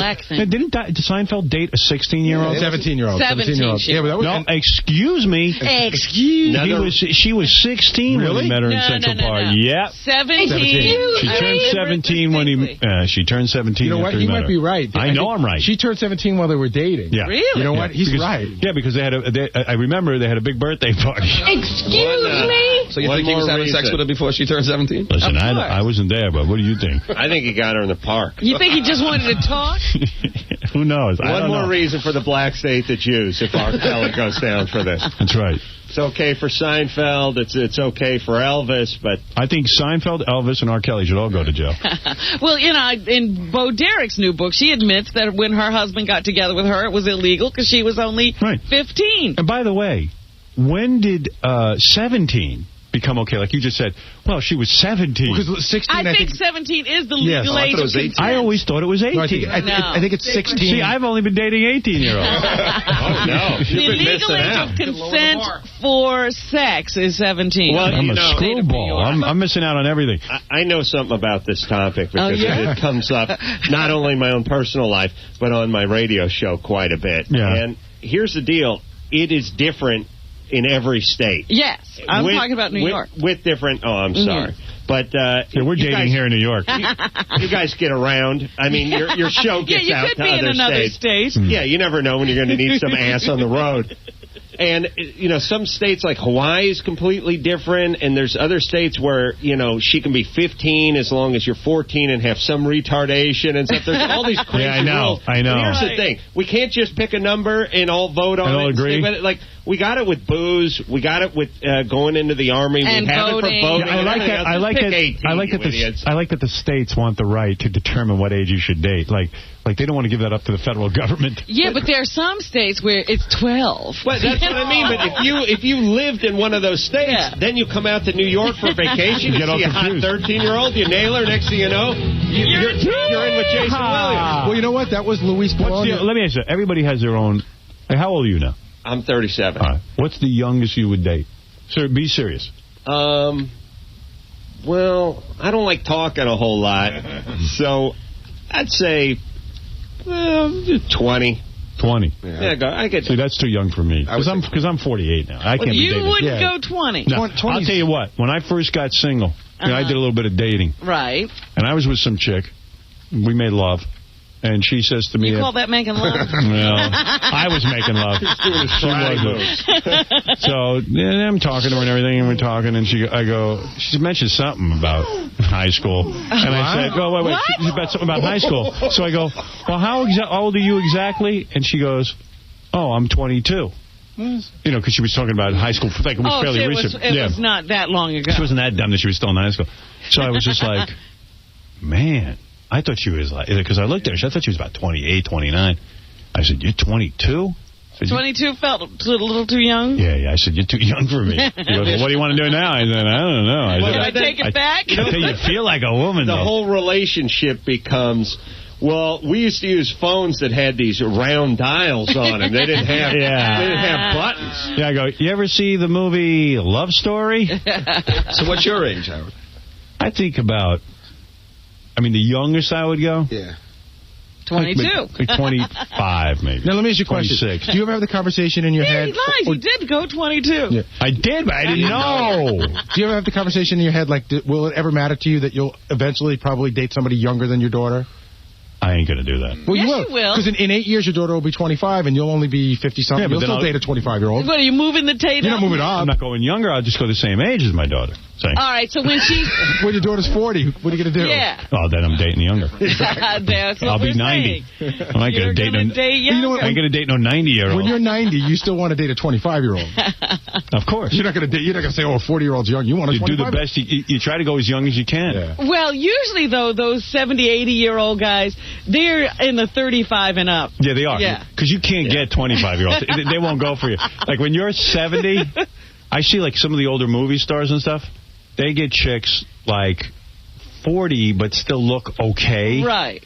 They're and some of them at 40. Yeah, like Papa John Phillips, when he was a Mamas and the Papas guy and everything. Like I saw when he got older. Yeah, he was like with 40. No Michelle Phillips. Yeah, he wasn't with Michelle Phillips anymore, but he had chicks younger than him. Yeah, but that's Papa John. I mean, if you're a big celebrity, like you've seen like Rodney Dangerfield's wife. Yeah, she's hot. Yeah, look at Larry King. Yeah, that's true. You could do it. I had that old guy get Anna Nicole Smith. She was like 24 when he got her. He just paid her. Give me a break. I mean, what do you think those guys are doing? What do you pay him to? When you're like that guy was smart. He was like, you know what? I got a nice hot piece of ass. Like Anna Nicole. I got to take a break. By the way. He said, "I'll give you half my fortune." Well, that's what Larry King says too. It's just he doesn't say it outright. Yeah, I mean, with Anna Nicole Smith, she knew the deal. She was marrying the guy. She was like, hey, at least he's going to take care of me after he drops dead, which is going to be any day. Right. So I'll deal with the... All right, listen, I got to take a break. Because it's been an hour. We're going to take a break. We'll come back. We'll get to your phone calls right after these words. Here's Gary Garver with Jesse Ventura. Would you ever legalize marijuana? Would I? I can't legalize it. You got to have a legislature legalize it. You have to remember something. A governor doesn't make any laws. The legislature makes laws. I simply can veto or sign them into law. Is Vince McMahon really a dick? These are the kind of questions I'm not answering questions like that. You can ask me questions that are relevant. Okay, then you know what, guys? Nothing like that. Let's go. Sorry. Let's go. What do you think of Howard Stern? Let's go. I don't think of him. Okay, thanks a lot. You're listening to The Howard Stern Show. Yeah, that's her. Yeah. Hey, let's go to Lynn. Lynn, you're on the air. Hi, I wanted to talk to you about Adam Carolla today. I'm really, really loving Adam being on there, and I'm hoping that you get rid of Artie. Oh. Artie's out, Adam's in. Yes. Thank you, Howard. Nobody could fill Artie's small shoes. I think Adam can. Thank you. I Adam's great. That, but Artie's great. He'll be back. No, Adam's rope is tied to Jimmy Kimmel. he can't possibly come work here and leave Jimmy's side. Since when do you call penis a rope? Because those two things are Adam's hitched himself to Jimmy in a big way. Yeah. Well, yeah. Let me say this, and I hope Jimmy's listening. Jimmy is a star maker. Yeah. Yes. And you know. No, I met Jimmy. I was teaching boxing. Really? Yes. He got me on the radio, and he launched my career. So now you feel indebted to him. He launched Carson Daly's career. Did he? Absolutely. Carson Daly was like a kid. He met him in Palm Springs. So we can beat up Jimmy for bringing us Carson Daly? Yes, you have him to blame. The world I read a review has him to blame. of Carson Daly's new talk show. It basically said it was the biggest kiss-ass session on the planet. Well, what else is he going to do? I know. I like Carson. Let me ask you something. When is Jimmy going to launch Jimmy's career? He's so busy launching everyone else. Thank you. What's on TV? Hey, speaking of Carson Daly, did you know E picked up Carson Daly's show? Yes, we talked about that, as a matter of fact. So what else are you going to tell us that we already know? Tell us something we don't know. Did you know the president is George W. Bush? I wanted to tell you what was on TV tonight. Did you know that Jack Parr used to host the Tonight Show? Come on. Julia Louis-Dreyfus. Oh, speaking of that, new show tonight. It looks like her show is every bit as bad as all the other Seinfeld guys. Uh-oh. Her show is on tonight. It airs what time? I got to watch it. It airs at 8:30. 8:30 on NBC. It's called... Watching Ellie. Yeah, Watching Ellie. From what I understand, they don't even say this in the reviews. Linda Stacy reviewed it yesterday. It's the worst review of a show ever. She gave it 1 star. I think the Jason Alexander show got better reviews. And this time, I think Julia Louis-Dreyfus demanded that her own husband, Brad Hall... Yeah, he had to develop the show, right? She demanded that he writes the show. Well, with credentials like son of Sniglets. Yeah. How could you be turned away? Like, is love blind or what? Like, you're about to get your own network show. Do you get Brad, whatever his name is? Hall. Brad Hall. Wasn't he the worst Weekend Update guy Saturday Night Live ever had? But I'd like to see his resume. Like, Saturday Night Live, November 85 to January 86. And Sniglets, son of Sniglets. Stepson of Sniglets, cousin of Sniglets. See, I don't think I'm talking about the Sniglet guy. Isn't that guy in that Brad Hall? I wouldn't know. I don't know the Sniglets. Brad, the blonde guy on Saturday Night Live. That's him. He didn't do Sniglets. Who did the Sniglets? His name is Brad. I don't know her husband's name. Let me anyway, find out who did the son of Sniglets. Her husband's name is Brad Hall. All right, listen to this. I don't even think he's the Brad Hall who had Sniglets, is what I'm saying. It was a different Brad Hall. So he only has Saturday Night Live as a on his resume. Yeah, the hardest part about watching Ellie, which is the name of the show, Julia Louis-Dreyfus's new show is, well, watching it. That's because everyone, me included, loves Julia Louis-Dreyfus, and it's painful to watch her knocking herself out with material that's such a dog, it needs a leash to go out. Husband's probably lying in bed. I'll write your show. You know what? All these other Seinfeld shows fail because they're not edgy. Now, what happens when he puts her in a show that fails miserably? What happens to the marriage? Oh, immediate marriage counseling. You screwed me. No, they probably sit there and then go, this show's so good the public doesn't understand it. Yes, we're ahead of our time. By the way, Rich Hall did Sniglets. Oh, Rich Hall. Thank you. Rich Hall for Sniglets. She goes...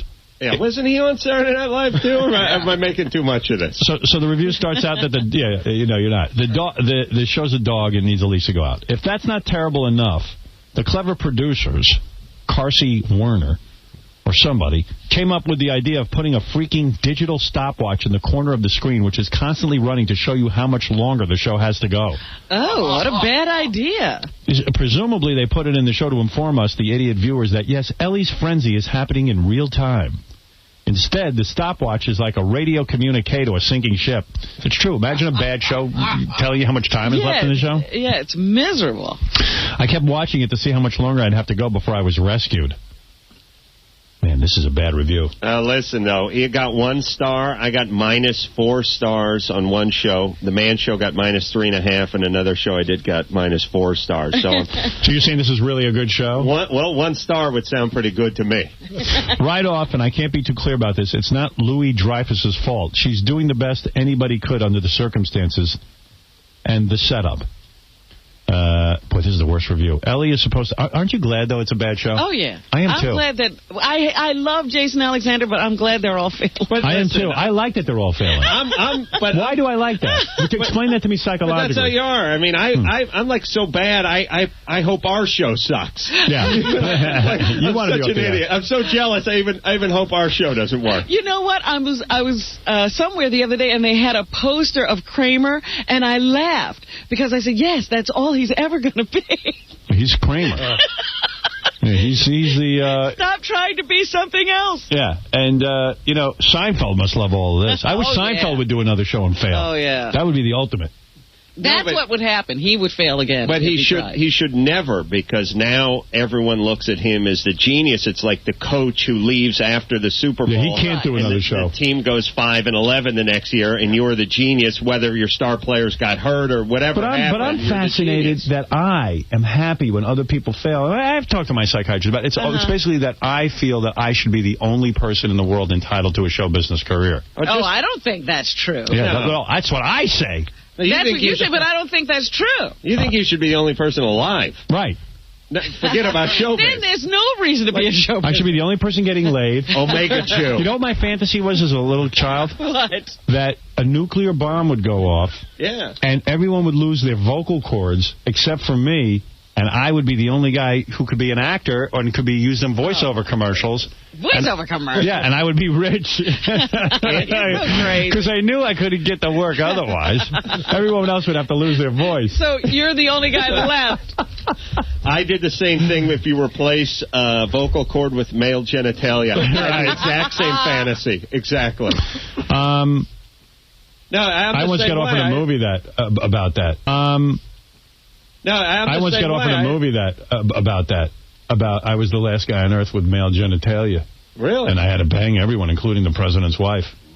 But I never did the movie. It seemed a little slim. After they got past the premise, there wasn't much left. Yeah. You know what's weird, though? What's weird is when you hate every other show, especially comedy show, other than your show, and you're asked to do a show like... I did Son of the Beach. I sabotaged the whole goddamn show. I lit the set on fire. No, you didn't. You did a good job. I watched him on the dailies. Yeah? He's funny in it. He's good. Adam did a good job on Son of the Beach. But it is weird that when you're doing someone else's show and you're thinking, I hope this show isn't better than my show. Yeah, right. And you're like reading the script and you go, I'm in this show, but I kind of hope I don't want it to suck. Do well. But let's not have it do too good. Yeah.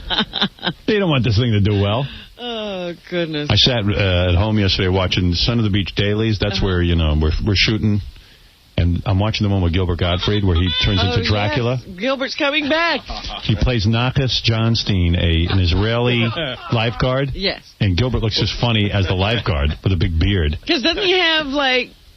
Paste. He has a beard. And a big hat. He gets bitten by a vampire, and he comes back as Noculusla. Oh, my goodness. Can't even say his name. It's so funny, because you know how good he is? And he's dressed up, and they shoot him with, you can see his eyes, and everything else is in shadows. And he's Dracula, and he's so good at it. I got to bring in the dailies and just play a little bit of the tape for you. That's how good it is. Oh, my goodness. It's the funniest friggin' thing you ever saw. And he's Dracula, and then he tries to hypnotize Kim Oya, who plays Kimberly. Right. So that she'll come with him and be one of the children of the damned. The children of the night. Children of the night. Kimberly, you want adventure. You should see him. And he's into it. Of course he is. He loves that character. Is Kimberly the pregnant one, or am I allowed to say that? Yeah, you can say that. Oh, okay. Yeah, that's known. Yeah, wait a minute. How are they working around her pregnancy? Yeah, they figured out how to shoot her. They got a body double. Yeah. Like ferns in front of her belly. Oh, but that's she funny. is hot. She's hot, even pregnant. Yeah. Even better. Even better. Her breasts are all swollen. What'd you see the body on that new chick we got, Porcelain Bidet? Did you see her? Yeah. That's some little body on her. Yeah. Dude, I heard she's hot. Yeah, she's hot. Telling me that they'd seen her. Is she hot? Yeah. Hot. but she's hot. She's stripper. Can't wait to meet her. Does anybody else want to hear the rest of the... She's stripper. Can't wait to meet her. Does anybody else want to hear the rest of the Julia Louis-Dreyfus negative review and really have a good day? Or do you want me to stop? Well, you know what's going to happen to Seinfeld is, after a while, all of the accolades for this current series will go away, and then he'll come back to save television again and fail miserably. Ellie is supposed to be a Los Angeles lounge singer whose life is always in a frenzy. I mean, it's not like she works days. What's the problem here? Clearly, they're trying the Seinfeld format where nothing happens, but they've added constant chaos because clearly the writing isn't funny enough to withstand nothing happening. The best part of the show is Louis Dreyfus's gorgeous singing voice, which she employs in her nightclub gig at the end of each show. So she actually sings. So this is so she gets to sing. Gee, didn't we see this formula before? Oh, yes, on Seinfeld. Remember at the end he used to do stand-up? Right. Yeah. Then they go into the plot. There's a horrible guy who plays the husband, and there's a horrible actress who plays the sister, the incredibly annoying sister. So she's going to ruin the lives of other actors and actresses. And the first one is one where she, with its sister, is on the toilet. Like, that's the joke, because she's sitting on a toilet. So it's like, that's how bad it is. The whole thing's about, who cares if your sister's sitting on a toilet? Seen that a million times, all of a sudden it's a big deal. Then she's got a handyman and a Swedish building superintendent. Where does it take place? Is it L.A. or New York? I don't know. I don't think anybody stayed around long enough to figure that out. Oh, L.A. L.A. Is it L.A.? Yeah, on tonight's premiere, the toilet overflows while Ellie is trying to get to her gig. Everyone wants to talk to her, and she's in a flowing frenzy. For some reason, the water is 3 inches high in the bathroom, but never flows into the rest of her large apartment. We have doors like sub-doors, sub-hatches in L.A. They seal. You twist lock. Like on the Poseidon Adventure. It's a submarine, this apartment. We have bulkheads. We don't have hallways. L.A.'s great that way. It's unsinkable. So we'll see what happens. Hey, Howard, there's a couple other things I just wanted to tell you that was on. Go ahead, Ganji. There's a couple celebrities being saluted tonight. Really? Oh, good. TNT. Nicolas Cage is being saluted. For what? For his great acting career. Samuel Jackson is hosting it, and next week they salute Samuel Jackson and Nicolas Cage hosting. Right, but what organization is doing this? The Mentally Retarded Association. American Cinematheque. Oh, whatever that is. And, Jim Carrey's going to be there, Dennis Franz, Dennis Hopper, Jay Leno, Wow. Chu. Jay Leno showing up? Yeah. Wow. Hey. To honor Nicolas Cage. I drove my motorcycle here. And then on public television, you know that the Kennedy Center honors? Right. They're doing Whoopi Goldberg. Oh. We don't see enough of her. Promos for the Oscars? Because she's hosting this year? No. What do they look like? I don't know. They're just showing people being frantic and doing things, and they say, yes. And then Whoopi comes on with a weird hairdo, and she goes, yes, you must get ready for the Oscars. So everybody's supposed to get ready, because Whoopi's coming with her Oscars. We got to get rid of this affirmative action. It's going way too far with the hosting of the Oscars. Just Buffy in Smallville. All right, you know what a Superman freak I am, and the Superman that I really like is the original Superman with George Reeves. Sure. Oh, of course, that was the best. So I'm reading this book called Hollywood Book of Death. Uh-huh. I got some See, I thought I knew everything about George Reeves, but evidently there's more stuff for us to know. Like, you know that he died in his house. There were 2 bullet holes in the wall. Right. And they're not. Some people think it was a suicide. The coroner called it a suicide, but friends of his. How'd the bullet holes get in the wall? I don't know, like the bullets passed through them, but there were 2 of them, so if you're going to kill yourself, how do you shoot yourself twice? And miss. Well, he was faster than a speeding bullet, so he was able to fire the first one. Just like when Jason Williams' butler killed himself, or chauffeur. Yeah. He killed himself. He fired it from a distance, and he ran in front of the buckshot. Yeah. He killed drove himself. in front of it. So anyway, Superman. this guy, George Reeves, they're never quite clear whether he killed himself. In fact, all of his close friends say if you knew George Reeves, you know he didn't kill himself. But then they says his close friends were Gig Young, who later would murder his wife and commit suicide. Right. And Alan Ladd, who committed suicide from a combination of pills and alcohol. So all of them were into suicide. And by the way, how good a friend are you when you go, oh, yeah, I knew he was going to kill himself. I just didn't do anything. It was only a matter of days. This I like, too. So he was a real depressed guy because he considered himself a real actor, and he took the Superman role, and he knew it was going to kill off his future acting roles, but he did it anyway. And but it says in the book, it goes, things were really bad. He had to wear that stupid Superman outfit and everything, and he had occasional screen roles, but, his TV image did harm his chances on the big screen. What was he doing before Superman? Nobody knows. He did a walk-on on Gone with the Wind. Yeah, he had 10 Oscars. Yeah. And then so then it says, soon, however, things turned around professionally for him. I go, oh, good. Oh, yeah, what happened? At the time of his death, Reeves was started to start an Australian personal appearance tour, so he'd have to dress up as Superman. He was going to get $20,000 for that. That was a turnaround? Yeah. In addition, he was under contract to begin a new Superman TV series in 1960 and to participate in a televised exhibition boxing match with light heavyweight champion Archie Moore. He was going. How is that a career turnaround? He's going to be boxing. And he's still got to be Superman. Yeah. And his agent just landed him a snuff film. But the best part of this whole book is, and this is something I didn't know about the guy. All right. This is just unbelievable. Reeves was buried wearing the gray double-breasted suit he wore as Clark Kent on Superman. Kidding. You think that's going to piss him off? Well, now he's pissed in his grave. To be fair, he was in it when he died. He was just too fat. They couldn't get him out of it. I think that's the funniest. That's like Tarzan was buried in a loincloth. No, he was. Well, Bela Lugosi, if you're going to bury me, and I'm this guy who plays Superman TV, at least put me in the Superman outfit. Not in my double-breasted Clark Kent suit. Yeah, nobody liked him as Clark Kent. Plus, if there's an afterlife, you're going to need to make some scratch, right? I mean, you're going to have to gig. Maybe do like a boat show in heaven or hell. You're going to need the outfit, right?